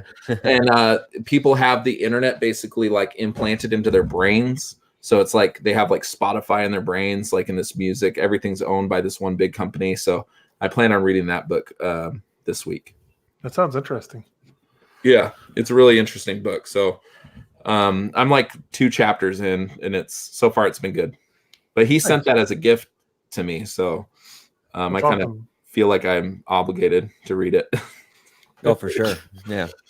I'm sure he loves to hear you say that. It's been good so far. So I didn't mean like obligated like a chore. That's what it sounded like.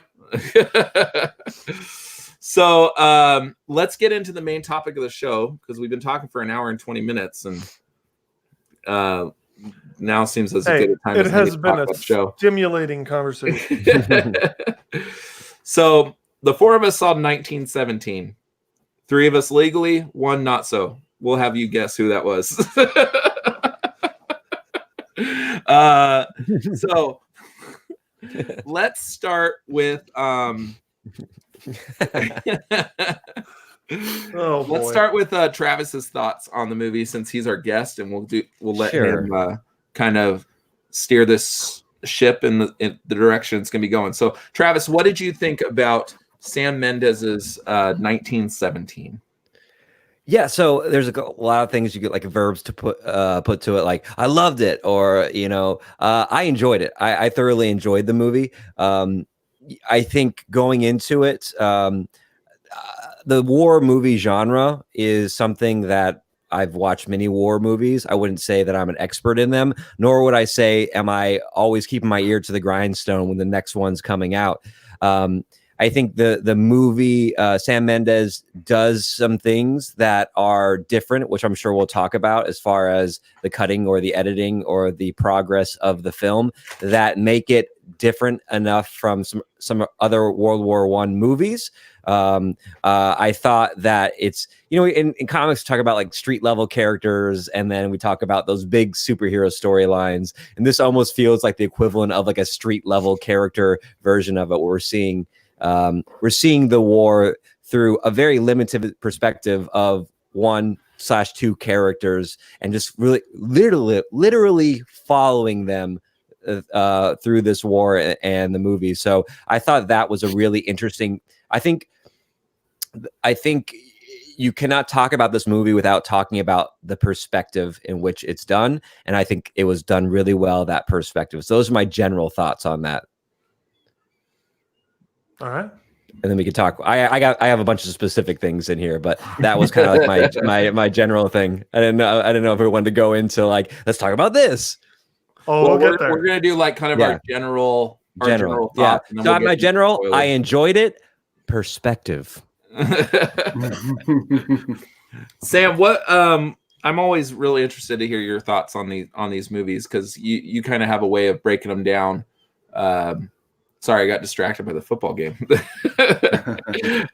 kind of have an interesting way of breaking them down and everything like that. So what were your thoughts on this movie? So I feel like the overall message was that war is hell, and but even though war is hell, you can still bring the heaven out of it, and it's through the tremendous bravery of these young men. The story is fictionalized, but the title card at the end says that it's based on the stories told to Sam Mendes by, I believe, his grandfather, who was a soldier during World War I. And it is fascinating the way that they show you the hellishness and the suffering of the battlefield. So it starts out in this kind of picturesque French field, and then it quickly moves into the trenches where all the soldiers are dug in, and then it moves kind of breathlessly from there. Once they get their orders, it just moves breathlessly from one place to another, and you see not just hints, but just in-your-face destruction of what was a beautiful French valley. And there's scenes that kind of stand out to me was right as they leave the trenches, there are dead horses, there are decaying horses, there are dead soldiers in every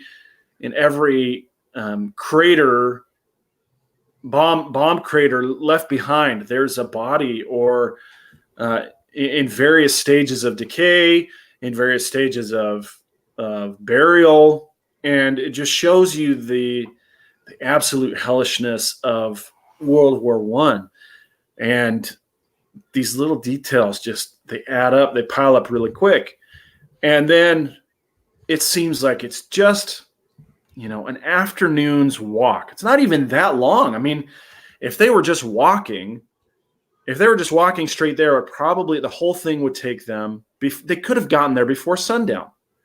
Yeah. But because of the barbed wire and the obstacles that are put in their way because of the war, it takes them considerably longer. And there were so many like gut punches, just not literal gut punches, but emotional gut punches, where you are rooting for somebody and then something tragic happens to them, or you are expecting one thing and then that thing just kind of the rug is pulled out from underneath you. Story wise, it trod familiar tale. It trod familiar territory, I would say, as far as the story. But for me, what was impressive, what was different, what was new, what they showed me that was was the single camera take, and also the details in the background. You know, like I said, with the bodies and the empty mortar shells and the dead cattle, the destruction of the town. I mean, all these little details. There was the scene in the river, and then coming out of the river, climbing over all of the floating bodies. I mean, it's just all these little details. I mean, that just, and it's so timely. Like, I mean, the Iran thing. I mean, no one was planning on the Iran missile crisis, I guess you could put it. No one was planning on that, but it came out right as this movie comes out, and you're like, how more timely could it possibly be to say war is hell, and you got to think long and hard before you get into it. Yeah, that was very well put, Sam. Max, your thoughts? Wow. let me start there. I was blown away. I've been looking forward to this movie for a long time. I always thought it looked good. As soon as I heard about the one shot, like the one continuous shot thing, that made me even more excited. Just because I find that to be a different way to film a movie, and it's fun and unique. I kept finding myself looking for moments that I was like, okay, that's clearly where there was like, he cut there, but made it seem like there's not a cut, because clearly they didn't film the thing in one continuous shot. Correct. That's not how movies are made. It's the illusion of the one shot was done well. But it's movie magic, and all that. But the whole movie is done seamlessly in that way. There's one moment where you could make an argument that a second shot begins, but I think that because the screen goes black, for about 10 seconds and then it fades back in. But I more took that as an artistic way to express moving from day into night. And plus the what happened at that moment, the character got shot and was like passed out and whatnot. But I found the way this was shot to be one of the most fascinating ways I've ever watched a movie. And I know there are other movies that are done this way, but I don't believe a war movie has ever been done this way. And Sam and I were texting, in the group chat with the other Couch Crunchers, we were texting about it, and he mentioned, and I might misquote you here on accident, but like the idea that it was a big tale, but it also felt small in other ways. And I loved that aspect to it, to where it's a war, and this is a big epic tale. I mean, the movie is essentially about these two soldiers going to prevent an attack that would essentially massacre 1,600 of their fellow comrades. And the reason, so that's big, that's epic, the stakes are high. But what made it feel smaller is that it was just focused on these two characters and followed them around the entire time. You don't get, like, I was rewatching Dunkirk after 1917 because I just got in the war movie mode because of it. Dunkirk, and I haven't finished it yet, but it cuts all the time. And you're seeing Tom Hardy's character up in the sky. You're seeing that father with his son, and Cillian Murphy's character on the boat. You're seeing the other soldiers and their journeys. You're seeing all these different perspectives. And Dunkirk is a really good movie too. But what made this one unique is that it just followed these two men the entire movie. And it was fascinating. It was beautiful. I loved the way it began. I loved the way it ended. I thought the music was appropriate. Like, it wasn't like Dunkirk was another Hans Zimmer movie. And Hans Zimmer, I've said many times, is my favorite composer for movies. Dunkirk's music is a little bit more booming and pounding, and it's Hans Zimmer. That's his style. Anything he's pretty much ever done is like that. But this movie, and I'll look up the composer's name. Tom, I think, is his first name. I can't remember exactly. But there are moments where it's epic, but it was more subtle in nature. And I really appreciated that. The music was very appropriate for the way that the movie was told, the way it was shot, everything. I said in my Facebook post that it's only every few years that a movie will really resonate with me like 1917 did. And it did. It was beautiful. Like, it wasn't overly violent. There wasn't a ton of action, but it showed the horrors of war exceptionally well. And there are some specifics that we'll get into later, some scenes in particular that I'd really love to talk about, namely the end scene, and then there's one where he's in this village in France. But just a great movie. Yeah, so I I couldn't agree more with everything you guys had said. I mean, the movie was just such. It's more than a war movie. It's an emotional journey. So I called Max immediately after leaving the theater, and I said, "Dude, I just watched Lord of the Rings and Saving Private Ryan all rolled into one." You know, It did give off vibes like that to me. It did. yeah, and I just thought the performances were great. I love the fact that the biggest actors in this movie were held to very minor roles. You know, you have Benedict Cumberbatch, you had Moriarty, I don't know his name, and you had Mark Strong, you had Colin Firth, Mark Strong, and they were all in very small roles. Excuse me. But the main character, this guy that I'd never seen before, just carried all the emotional depth of this movie on his shoulders, and it was just. It's Dean Chapman. Is that his name? Yeah. I wrote it. I didn't know it before, but I wrote it down because I figured he'd come up. He just carried all this. Oh, excuse me. I'm sorry. George, I want to get it right. George McKay. Dean Chapman is his That's Baker, the friend. Yeah.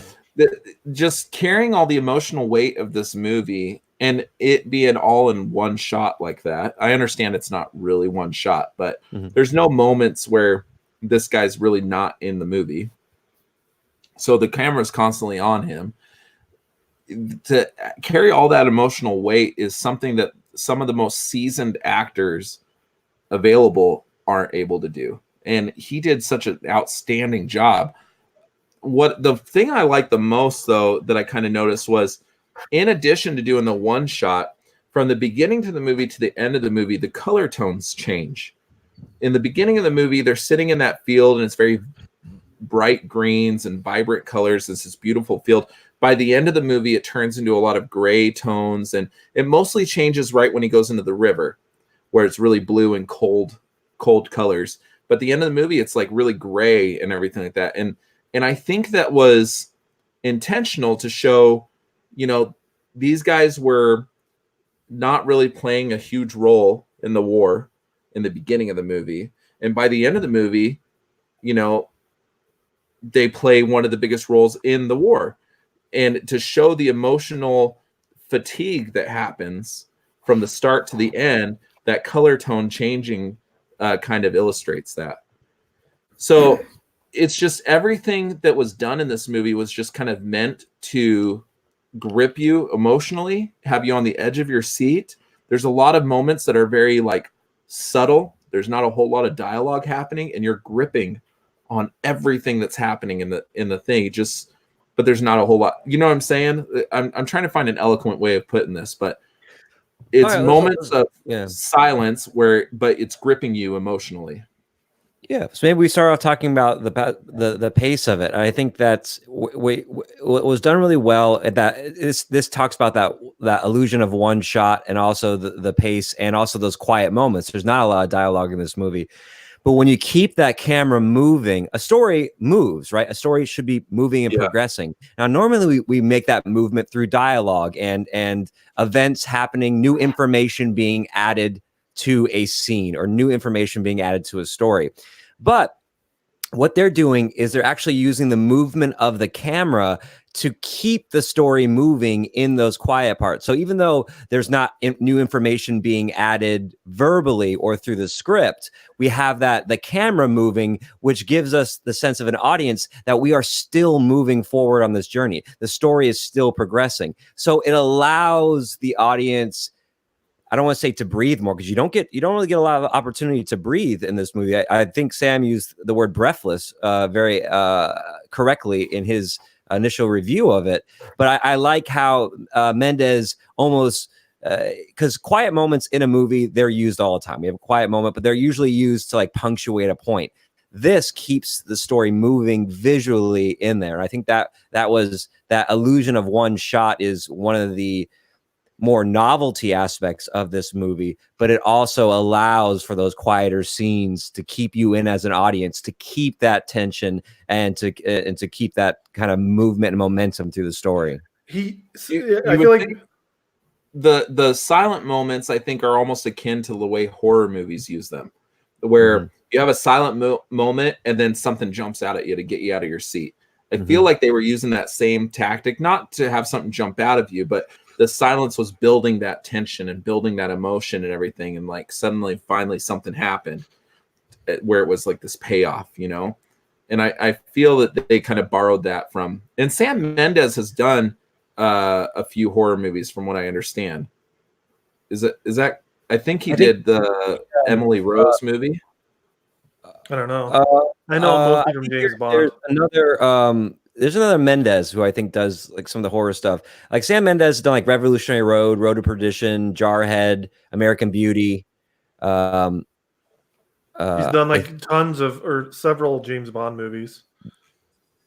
Yeah, are you thinking of like the Sam who did Evil Dead? Like who's the director who did Evil Dead? He's like another Sam Raimi. Sam Raimi. Are you thinking of Sam Raimi? Hold on, I'm looking it up here real quick. Yeah, he didn't direct. He hasn't directed any horror. He did the Bond, like Skyfall and stuff like that. It might have been somebody else we were looking at. We talked about 4 different directors on the show today. Sometimes I can confuse Sam Raimi and Sam Mendes all the time. So don't feel bad. Sam Mendes did the James Bond movies, Skyfall, Spectre. He hasn't done any horror movies. He's done war though. Jarhead. He's done Jarhead, which kind of he has done war movies before. But he also did American Beauty, and in American that has Beauty, a lot of silence. Yeah, that has a lot of silence too. I think there's a character in there where his whole thing, he's a filmmaker, and he just films a grocery bag going down the street, and they're talking. I heard that grocery bag has now done accusations against Kevin Spacey. So yeah, the grocery bag said it was touched inappropriately. It wasn't floating; it was running away. I thought you were gonna tell Lance about the pop vinyl of that grocery bag so he could go put it on his shelf. That would be awesome. Isn't my collection getting huge, guys? Let's see here. Oh my! You know, Lance, the only people I know that have more pop vinyls are the people that sell them. Yeah. I think maybe it's time you start to unload. I'm part of just to take us off topic for a second. I'm part of a lot of Facebook groups that deal with Funko Pops. And especially in Arizona, there's quite a few people that do it. My collection is one of the smaller ones compared to those people. They just did an article or I don't know if it was like on 2020 or something like that, of this guy that has like 4,000 Funko Pops in his house. And it's how much do they usually cost a pop? Like if they're not like an exclusive thing? Anywhere from $8 to $15 for just the single little pops. The big ones here, I don't know if you can see them. Yeah. Oh yeah. Those are from $30 to $50. Okay. But I've bought them a lot of them from like cons and stuff like that, so I get them for a little bit better most of the time. Mm-hmm. But right now I'm up to 150. Wow. So my entire I probably put in maybe $1,000 to $1,500 worth of my own money into it. My entire collection's worth about $3,500. Wow. So it's just my little thing to break up the day-to-day dullness of life. Yeah. So no, yeah, I get where you're coming from though, dude, because like I just looked at my Voodoo collection and I've got 580 movies in there, which is a lot. But I was in this digital movie selling group, and they're like, I just hit my 3,000th movie. I'm like, what the frick? What do you do with that many movies, man? Like, I do a podcast where we talk about movie reviews, and I couldn't even tell you 3,000 movies that I like. Like, they don't exist. I don't like 3,000 movies. I'm not willing to put that much effort into finding 3,000 movies I like. No. I buy what I like, and right now my collection's at like 670, I think, on Vudu. And anyway, all those movies I like. So anyway, 1917. So it was interesting. You know, he did American Beauty, and American Beauty has this whole thing about the emotion that goes into these videos of the grocery bag going down the street and everything like that. And I think that you could almost take that literal when it comes to 1917, because there's just like the moment where it fades to all black, right? You're on the edge of your seat in this moment, trying, and you know that the character's not dead because he's the one constant we've had through this entire movie, and he has not achieved his end game yet. Yeah. So you know he's not dead, but you're sitting there, you're like, oh crap, is he dead? You know, like your blood pressure is just at full tilt at this point. That sounds like you might need some medication. I don't have high blood pressure. Sam brought up something that maybe we can move into next. We were talking about so we just finished talking about the pace, kind of that one shot and like the silences. But Sam talked about like the visuals, especially in that no man's land, and how, you know, like the horses and stuff like that. Did that really strike a chord? I know Sam talked about that. Did anyone else like really were like?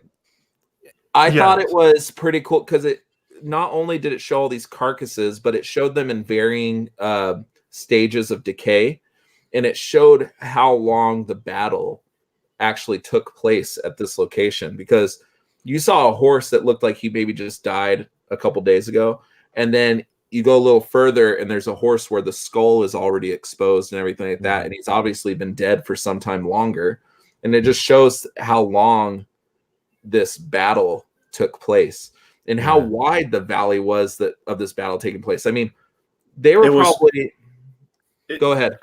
I think they're trying to show the opposite, that 1917 was a battle for inches. Like the trenches that they dug in, and then they would spend weeks just to gain a few hundred yards on each other. That's what.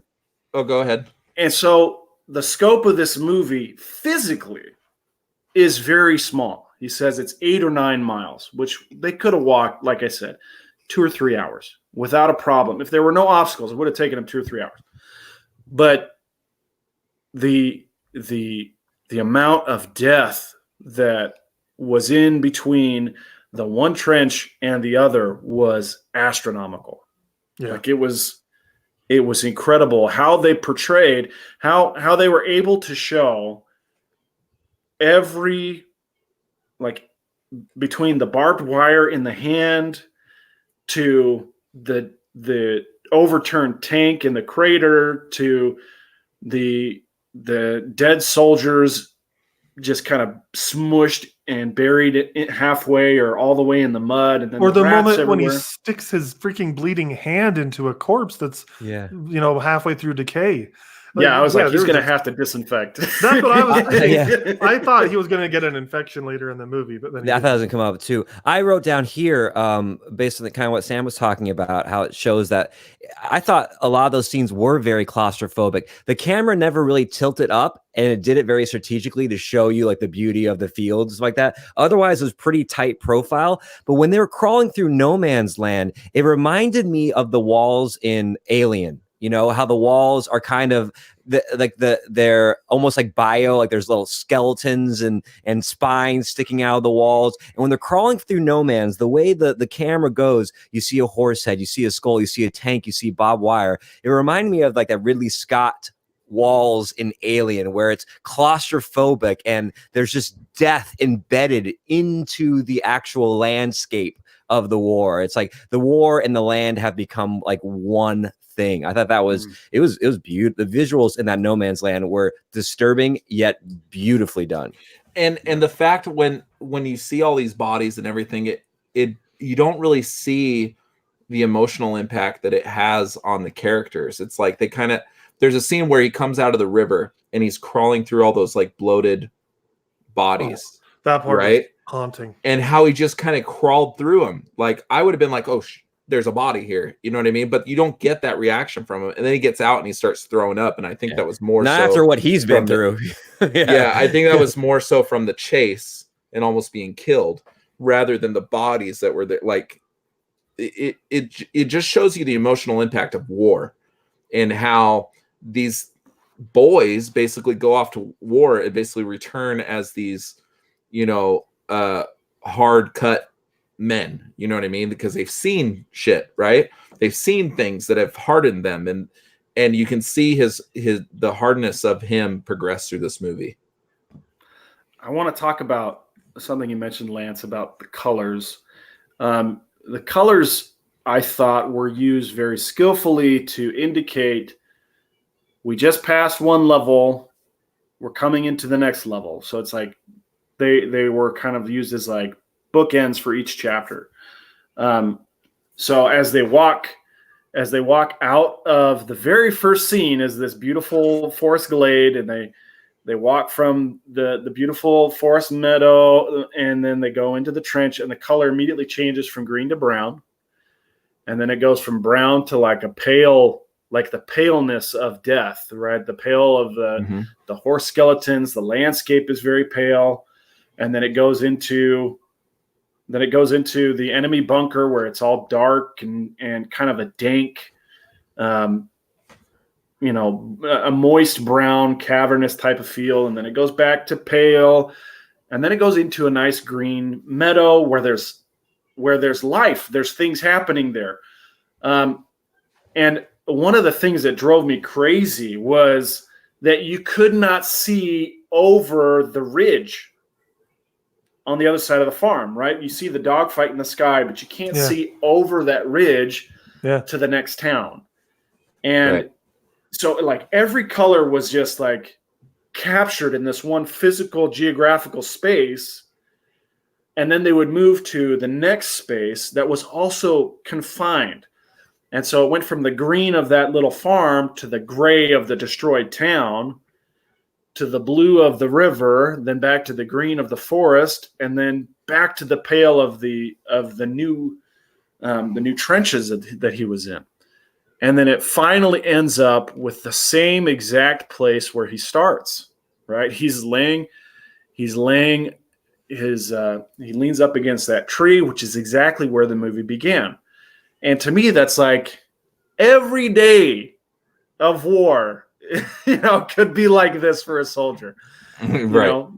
Day begins, get an order, day ends, you relax. But when you open your eyes again, get ready. Hell begins all over again the next day.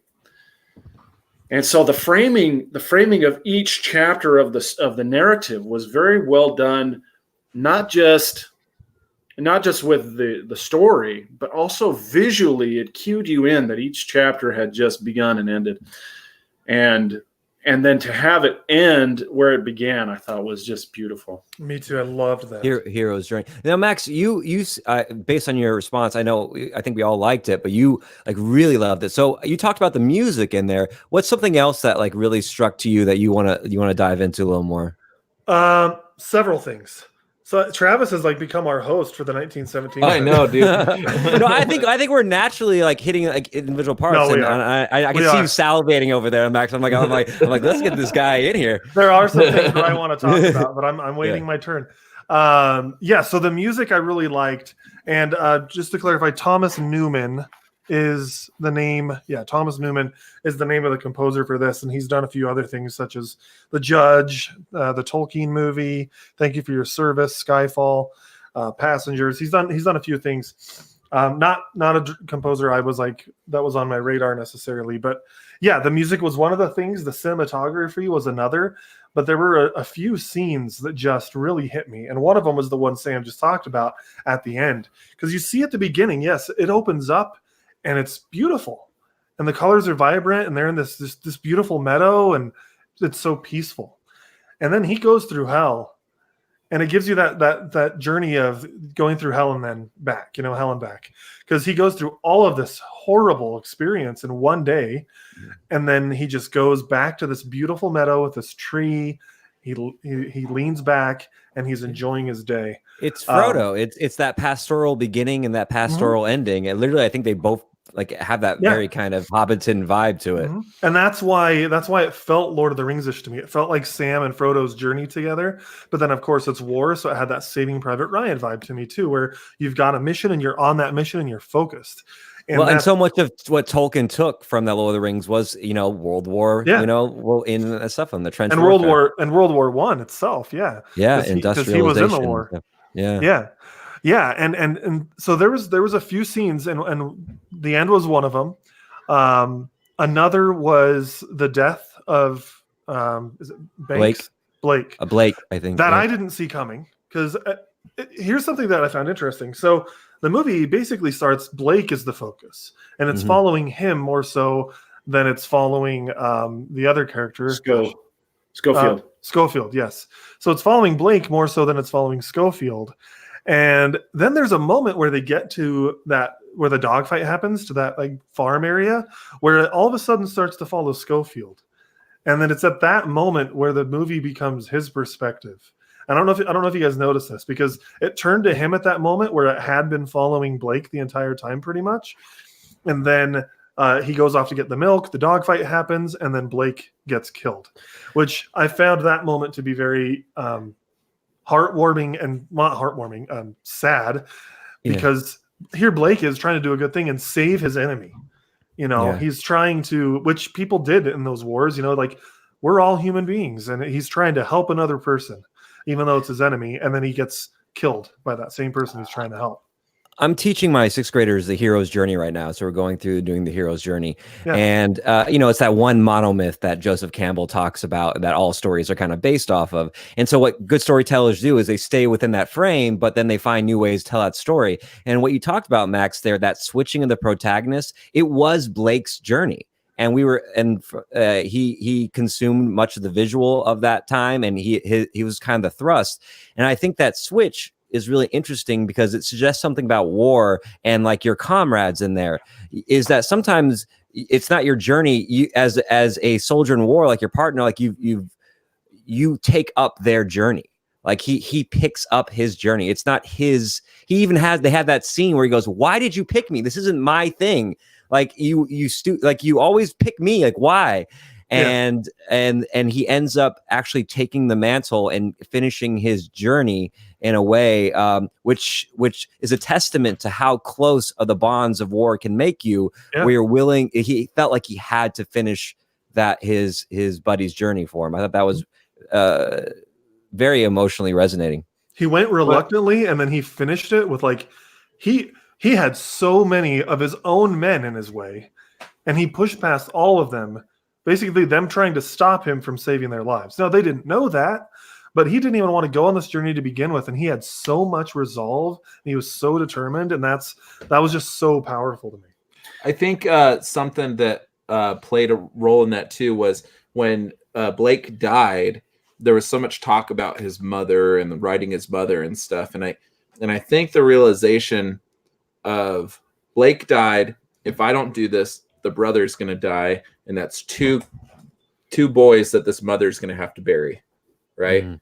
So I think that was an added element of why it became Schofield's burden to carry, was there's so much death, let's try to prevent more death, right? When he looks at that photo, it says, "Please come home to us," because he knows that Blake probably got a similar photo where there's people wanting them to come home, and maybe that mother. That's a good point.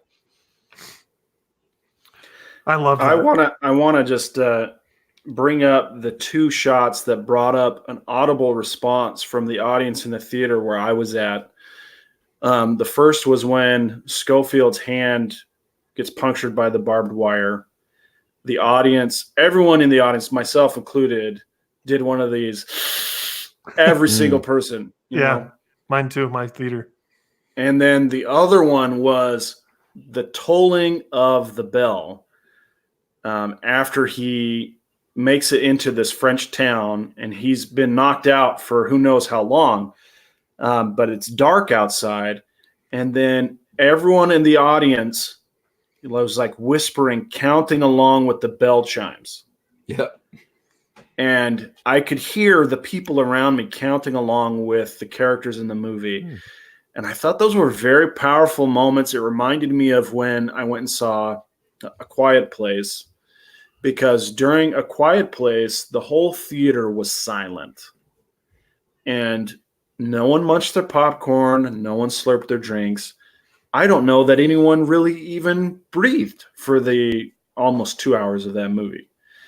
And it's a very skilled storyteller who can bring people into the movie that much that it's like you are feeling the things that they're feeling. And poking your hand on barbed wire is something a lot of people experience. I stepped on a nail when I was a kid, and that's where it took me, was that moment. I was like, oh yeah, I know exactly how that feels. And then the tolling of the bell, where you're like, oh no, he has to be somewhere. He's got to go. And it was like those two moments were so pivotal. And if you weren't paying attention, you might have thought it was Baker's story, but those two moments were kind of the clue to me that this was always Schofield's story. And then, of course, the whole audience was clued into it by the time that we get to the meadow at the end, where Schofield sits down and puts his back against the tree. Yeah. I want to touch on what you said there about how it takes a phenomenal storyteller to get people that engaged where they're feeling the same thing as the characters. My first thought at the barbed wire moment, I didn't think of a specific personal experience. I more so thought if that happened to me, I probably would have yelped in pain and been like, frick, like something like, ah. And he just gets stabbed. I would have said something a lot worse than frick. Yeah. And he just takes his hand out and he's just like, ah. And he just keeps going. And it just makes me think of like the caliber of men that in that time compared to now. And just I was just like, yep, that's how people were back then. It was just like, nope, I'm good. I'm gonna keep going. And that was what resonated with me in that moment. Did you guys think, when you think about the warfare and like how everyone, it seems very disorganized within the trench as far as like, where's this person? We don't know, like who's in the first battalion or first wave. It seems like if they were sending you up, like there's not like a lot of people like following like who you are. Like, wouldn't you just be, I would be like, I'm just going to step back. Is anyone taking attendance here for this charge? Because I'm going to take a leak. Oh, I missed my charge. Well, catch the next one, guys. Like, yeah. But there was so much honor in and that when they're running in that final scene, there is no. You could be the most skilled soldier there is. It's just dumb luck if you get hit with this. There's no like, well, you should have zigged when you should have zagged. It's just like there's no training involved. It's run. Our and kill. training is equal. Yeah. Yeah, and I think that was one of the most powerful points of the movie, where they're all running out in that field and he's kind of running perpendicular to them to try to cut across the trenches, and he's getting mowed down by his own guys. Oh, hit hard. Right. Did you pay attention? Hit hard. Did you pay attention? One guy, the first guy he bumps into, didn't ever stand back up. The second guy he bumped into did get back up. And it's like, well, is he pretending that he's dead, or did he actually get shot? And then the second guy, without any hesitation, he just gets back up on his feet and keeps running. Yeah. It was just being driven by your emotions and being driven by the common goal that these people have, and the adrenaline. And it was just a beautiful movie. And there's, every couple of years, there's these war movies just hit it right. There's been some stinkers, man. But in the last few years, I mean, we've had this one, we've had Hacksaw Ridge, we've had these movies that really capture the emotional depth of war, and it's such a horrible topic. I mean, war is it's just ugly in all aspects. Any way you look at it, war is ugly, right? And there's so much death and everything in this, but they find these moments of beauty, and I think that's what makes these movies great. Well, I want to say something about war movie and horror movies, which is that the thing that you most want to find is the place where you least want to go. And my mom was getting after me. My mom, when she saw The Dark Knight, she had nightmares and she couldn't sleep. And so anytime when I once saw Joker, she texted me to tell me that I was heading down the wrong path and that I needed to correct myself. And oh my gosh, I let her know. I said, look, I don't go see dark movies because I'm a dark person. You go see dark movies because when people go through dark times and they find the strength to overcome those dark times, they find something powerful. And it's something that we can experience in our own lives. And it's something that these war movies and horror movies try to explain, is that the hell and the suffering can bring you to a place that is good. that is even better than where you started. And it's not that we should cower when they're suffering, but that we should rise to meet the challenge and overcome it. So I think these war movies are important. I think horror movies are important. I think a lot of dark movies are important.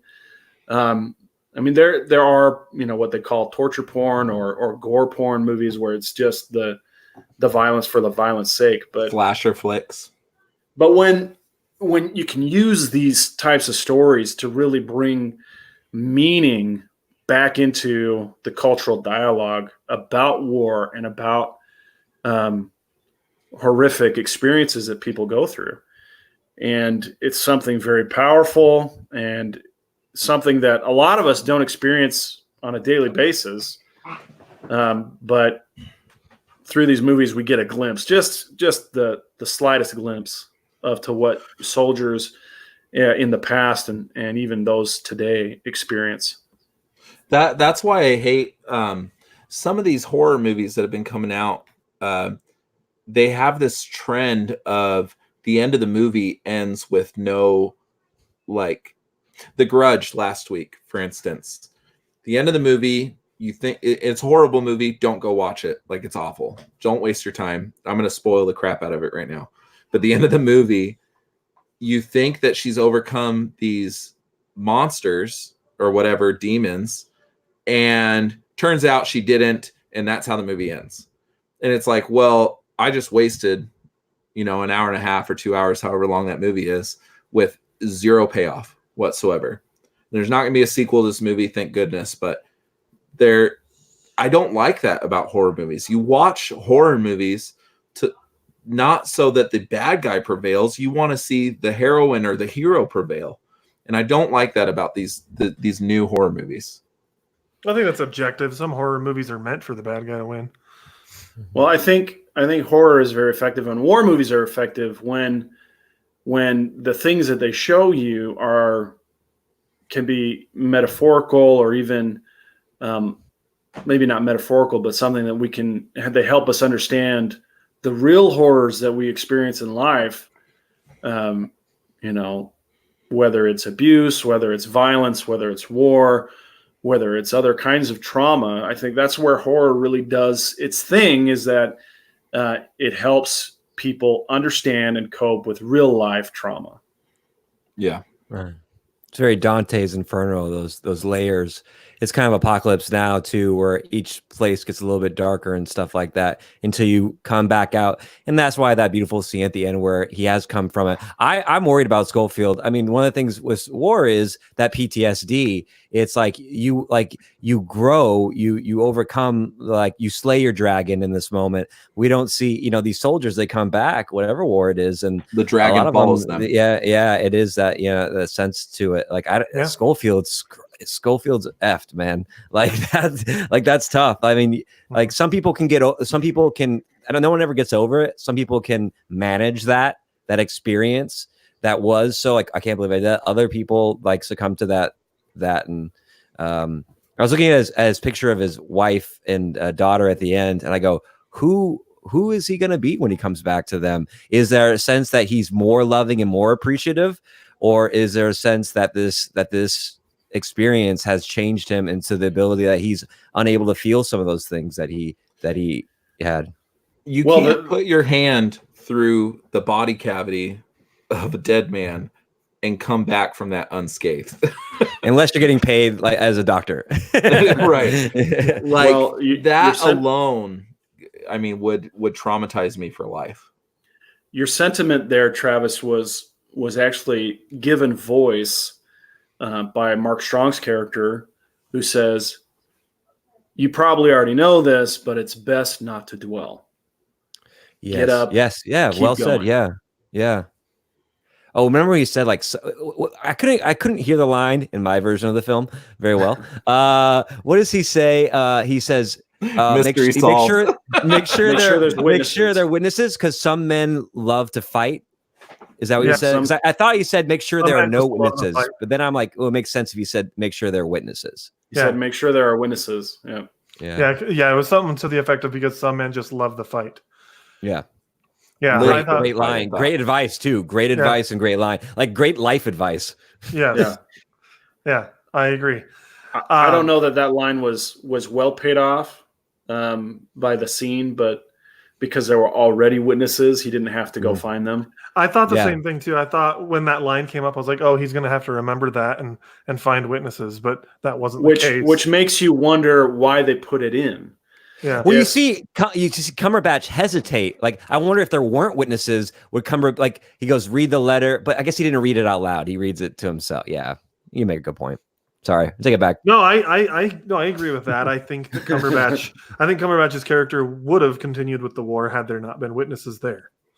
That's what I took from it. But I did think that line was a little odd in that sense, where it didn't have that great of a payoff. I think maybe that line could have just been cut out instead. But because the way that scene played out at the end was in my opinion, like I don't see a way you could have done it better. But I do think that Mark Strong's line kind of made it a little bit less good. The thing I liked about that moment so much is like this guy is exhausted. He almost drowned to death. He got shot. He, had to flee from all the soldiers, and then he had to climb over a bunch of bodies. He finally gets that moment of silence with that song, which I'd like to talk about that scene later too, because that was a beautiful moment. But then he's exhausted and he's running through all these trenches, and you see like the way he's like kind of like stumbling around. Yeah, he's doing the Conor McGregor wobbly walk. He was, and I remember in the trailers seeing that, and I was like, that's weird. Why is he doing that? But then in the context of the film, I thought it was perfect. He's so exhausted at this point that, makes sense that he's moving like that. And he's in an uneven trench, and he's knocking into people, and there's bombs going off all around him. Like that sequence of him running through the trenches and then getting up and getting into the middle of the battlefield and running to the colonel was epic, was emotional. I was sitting there in my seat with my heart just pounding and like almost in tears because it was just so moving to me. Did anyone else think about the mechanics of war? They kept telling him like, "Oh, go see a medic, get yourself fixed up. Go to the food place to get some like chow." I'm like, why don't you walk this guy over there and tell? Because you're like high ranking. This guy needs some attention. You can't go wait in line. He's not this guy, take him. Like just go figure it out. And I'm like, no. You escort this man over here and get him some porridge or something like that. That stuff really concerned me. I'm like, the guy's been through hell. Well, I thought it was cool too how they're like, hey, go get fixed up and go get some food and stuff. And rather than do that, because he's very seriously wounded, he makes it a point to go find the brother first. Mm-hmm. I mean, this guy could fall over at any moment. I mean, he's been shot. He's been he's cold. He's been, the worst of worst things happen to this guy. And he's like, no, this is my objective. And I'm not sitting until I finish my objective. Yeah, he probably knows once he stops, it's for days or weeks before he's going to have any sense of it. But I think too with him, like the moment that really shaped his character from what he saw was that moment when they were in the village and the baby was there. Oh, that's one of the scenes I wanted to talk about. And I had tears in my eye. I was crying like a little baby. Because in the beginning of the movie, he makes it sound like his family, like he's kind of just like written them off. Like there's no point. I'm not going back. Right. And then you see that point with the baby. You're like, oh, he has some emotional attachment here. There's something going on. There's a layer here that we haven't quite discovered yet. He should have strapped that baby to his chest and used it to help him get to the next level. That's what should have happened. Walking. Put on some aviators on him, like in Hangover. Yes. Baby Bjorn, the movie. I thought that scene was so pivotal, because he's basically like, at that moment he puts caution to the wind, and he's like, take everything for you and the baby. Here's all my food. Here's all my rations. Here's everything that's going to keep me alive. We don't know what's going to happen to me, but I don't care. Take it. Just take it all. He's ready to lay down his life for this baby. And to me, it was one of the most emotional points of the movie. It was very sweet. And it was so sad that it wasn't even that woman's baby. She's like, oh, it's not my baby. I just am looking after it. And whose baby is it? I don't know. Yeah, and then I've had that situation happen before. I go, "Is that my baby?" My baby. Whatever, Travis. We're gonna have to get that. We're gonna have that story on another night. But yeah, that scene was really good. It was a really good scene, seeing him with the baby and the willingness he had to sacrifice. And I imagine that scene is resonating with me more now because my wife and I went through years of infertility and now we're pregnant, and so this is a really big deal for us. And so I'm very excited, and that's a very emotional connection for me that we're going to have a child now after all these years. And so maybe that's why that moment hit me so hard. But like, I thought back to when we fostered and how much I loved those kids and how I would have done the exact same thing for them. And so and that's what this kind of was. Like, it wasn't his kid, but he was willing to do anything he possibly could for them. And so that really touched me personally due to my experiences with infertility, with fostering, and now with a baby on the way and my own personal circumstances. Yeah. But yeah, those were like some of the best moments in the movie. And then the last thing I wanted to talk about, as far as moments, is the song after he gets done crawling out of the freaking river and mountains of bodies. And then he comes up into this forest, which was beautiful, by the way. And he hears the soldier singing and all of his other fellow comrades around listening. And after such chaos that he had been through, that moment was a moment of quiet that really just helped. It helped with the pacing. It helped with the emotion. I just thought it was such a perfect scene. And I wanted to hear your thoughts on it more, Sam, because I know when we were texting, you brought that scene up in particular. Yeah, I thought it was a beautiful moment. The thing about this movie is that it's kind of bringing up kind of the old Greek epics, the river of the dead, that's the river Styx. You have the song in the woods, kind of like the sirens. So it's like all of these trials that he's going through. And I think there's about 6 or 7, which is typical for a Greek epic.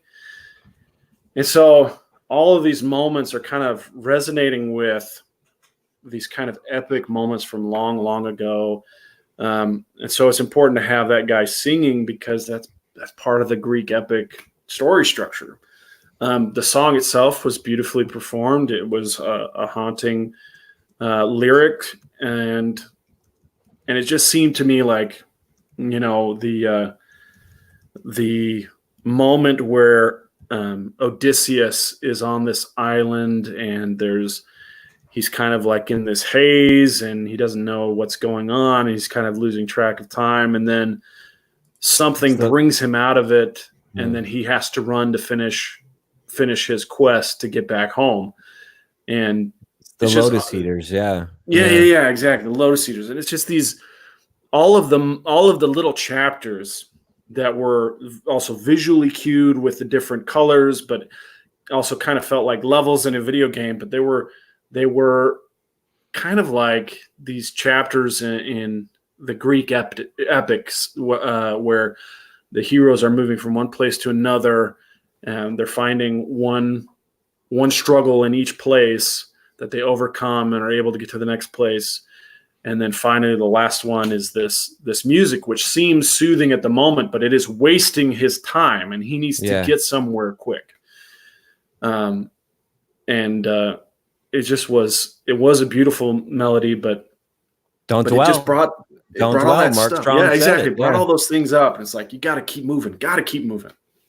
It reminded me very much of Lord of the Rings. I felt like River, like the forest where like it's like where is that forest where the elf goddess lives and she's beautiful and they could rest there and it's like a moment where you have an opportunity to forget of the chaos that's around you, and just there is beauty in this world. You know what I mean? Like you're living in this moment where it's all destruction, it's all ugly, it's this horrible, horrible environment, but yet there's still beauty there somewhere, And you're right. The whole time I'm thinking, I'm like, get your ass up, dude. Like the 1,600 people are going to die if you don't go. You know what I mean? Yeah. Did for a moment, like when he was like so lifeless, you're like, is this dude dead? Is this how the movie Yeah. ends? Right. Yeah, his face was like, ugh.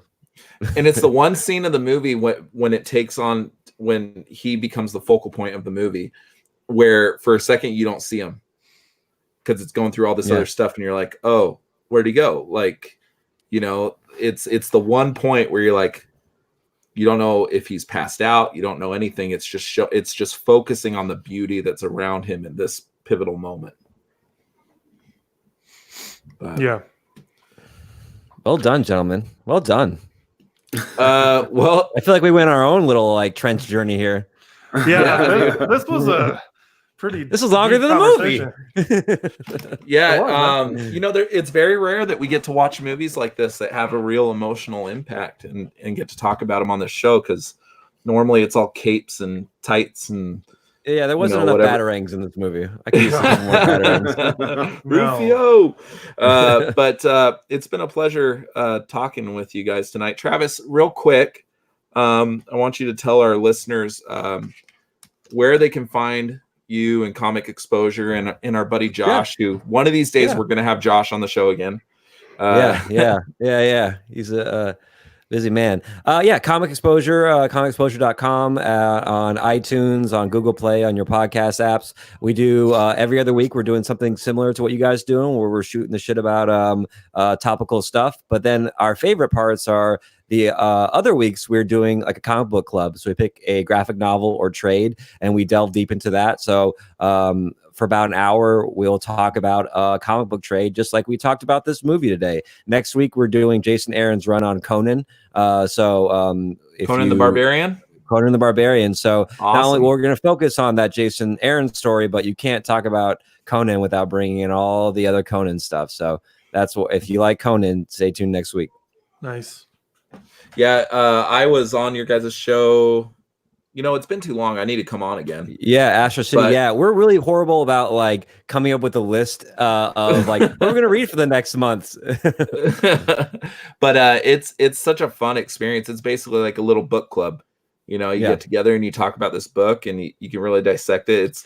It's essentially, if you like what we do with movies, Comic Exposure does an excellent job with comic books, and they I'm always surprised by how I feel at the end of it. Like my ratings have changed based on this conversation with you guys. So my couch cushion number has changed, and that's usually how I find when I get with other people and I talk with them. Like, you're right, I didn't see that, or like that was more important than I thought, or that was more impactful than I thought. And so I usually end up liking stuff more after talking about it. I guess that's common.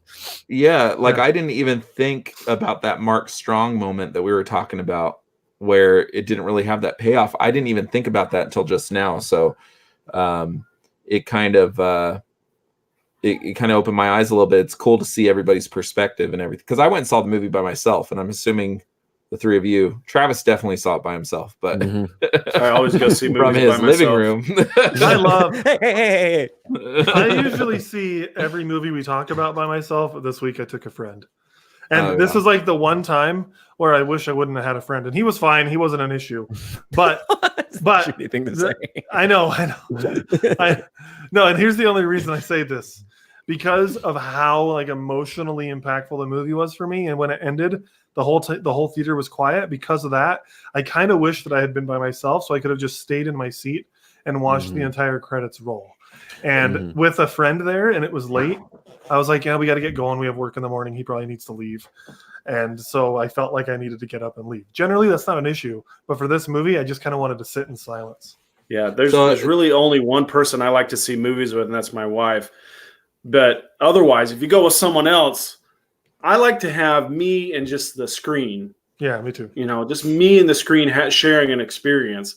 If you bring someone along, now you have this sideways pressure that you have to deal with, and I hate that. I don't really like going to see movies with other people. Very few people that I actually invite to go see movies with me.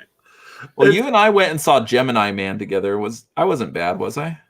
Well, the movie was bad. It wasn't you. It was the movie was bad. You can be bad though, Lance. There are so many times I've been in movies with you that you start trying to talk to me, and I'm like, dude, I'm watching the movie. Shut up. Well, it's like a moment where nothing's happening, and I lean over to Max. And I was like, "That was awesome." And I'm You like, know? dude, I'm and I watching can the see movie. that he's annoyed, but it makes it that much more fun to do that. Oh boy. No, but there. Speaking of audience, I do want to say this. There was a moment that really pissed me off with the audience that was in the theater with me. When he goes into the bunker and the guy says, "Okay, call off the attack." This jackass, like 2 rows behind me, starts hooting and hollering to try to get a laugh out of the audience. And I was pissed, man. It ruined the whole tone of this moment. But on a good note, at the end of the movie, the guy that was sitting next to me, I don't know him, I don't know his name or anything, turns to me and goes, "Whoa, that was heavy." And I think he like accurately expressed everybody's emotion in this movie. But there's one thing I hate more than snowbirds driving on the freeway is people in the movie theater that do loud reactions to try to get a laugh out of the audience. I didn't pay for this movie for you to entertain me. I paid for this movie for the movie to entertain me. You shut your face, you know? It drives me nuts. But this guy ruined that moment for me. And with that, well, let's give our Sorry. ratings.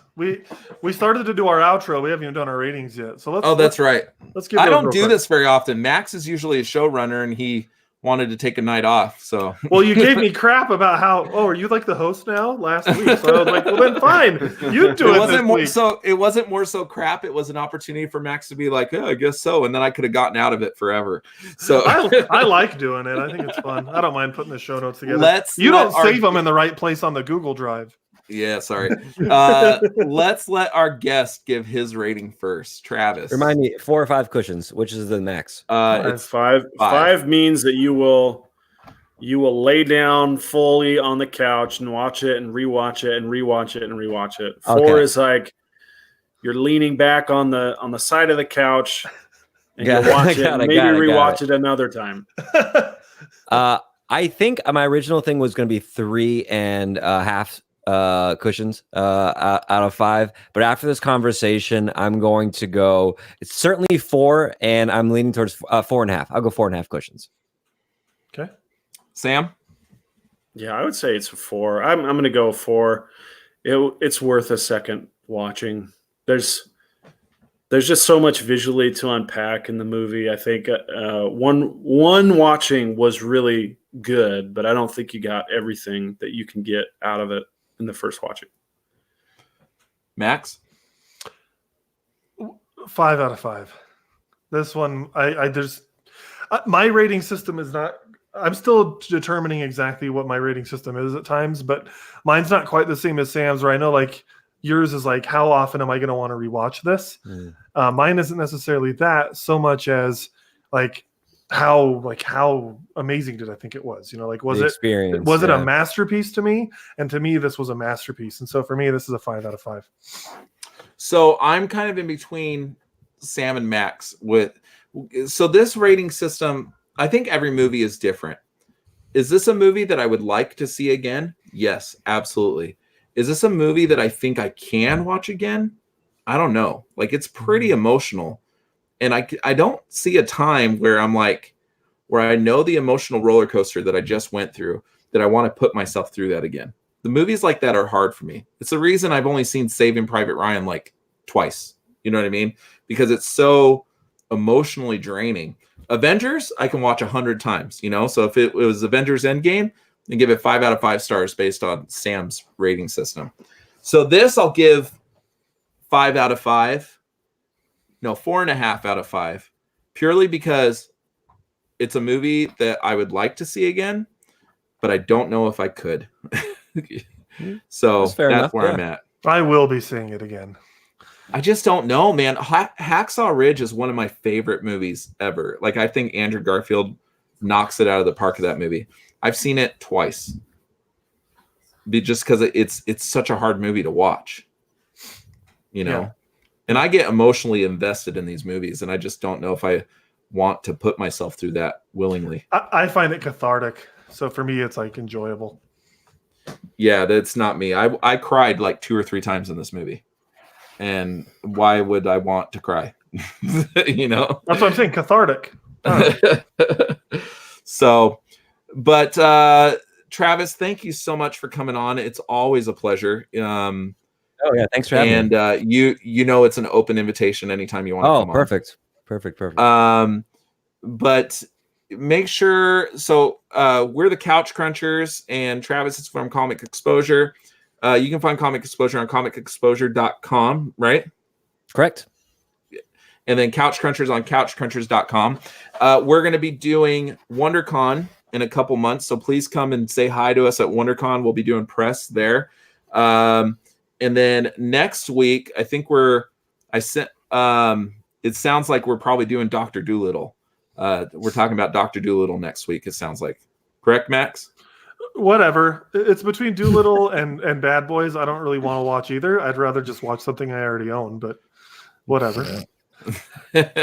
Don't bring a friend to the theater. Don't bring a friend to those movies. I'm not a Bad Boys fan. I don't dislike it. I just haven't really watched it, so I don't really care about a sequel. And I saw the trailer for Doolittle, and I was like, yeah, whatever. I don't really care. Dr. Dolittle is doing a really good job of making people think it's a Disney movie. Yeah, right. Yeah, it's Fox, not isn't a Disney movie. No, it's not Fox either. Disney Disney owns Fox, so they don't have any. I think it's DreamWorks or something like that. I don't know what it is. But yeah, we'll be talking about one of those 2 movies. But it's always a pleasure to talk with you guys on these Saturday nights. I look forward to them all week. Check us out on couchcrunchers.com, podcast, YouTube, whatever else you listen to these types of things on. We're probably there. And until next time, keep on geeking on. Bye. Where the heck did he go? He dipped out.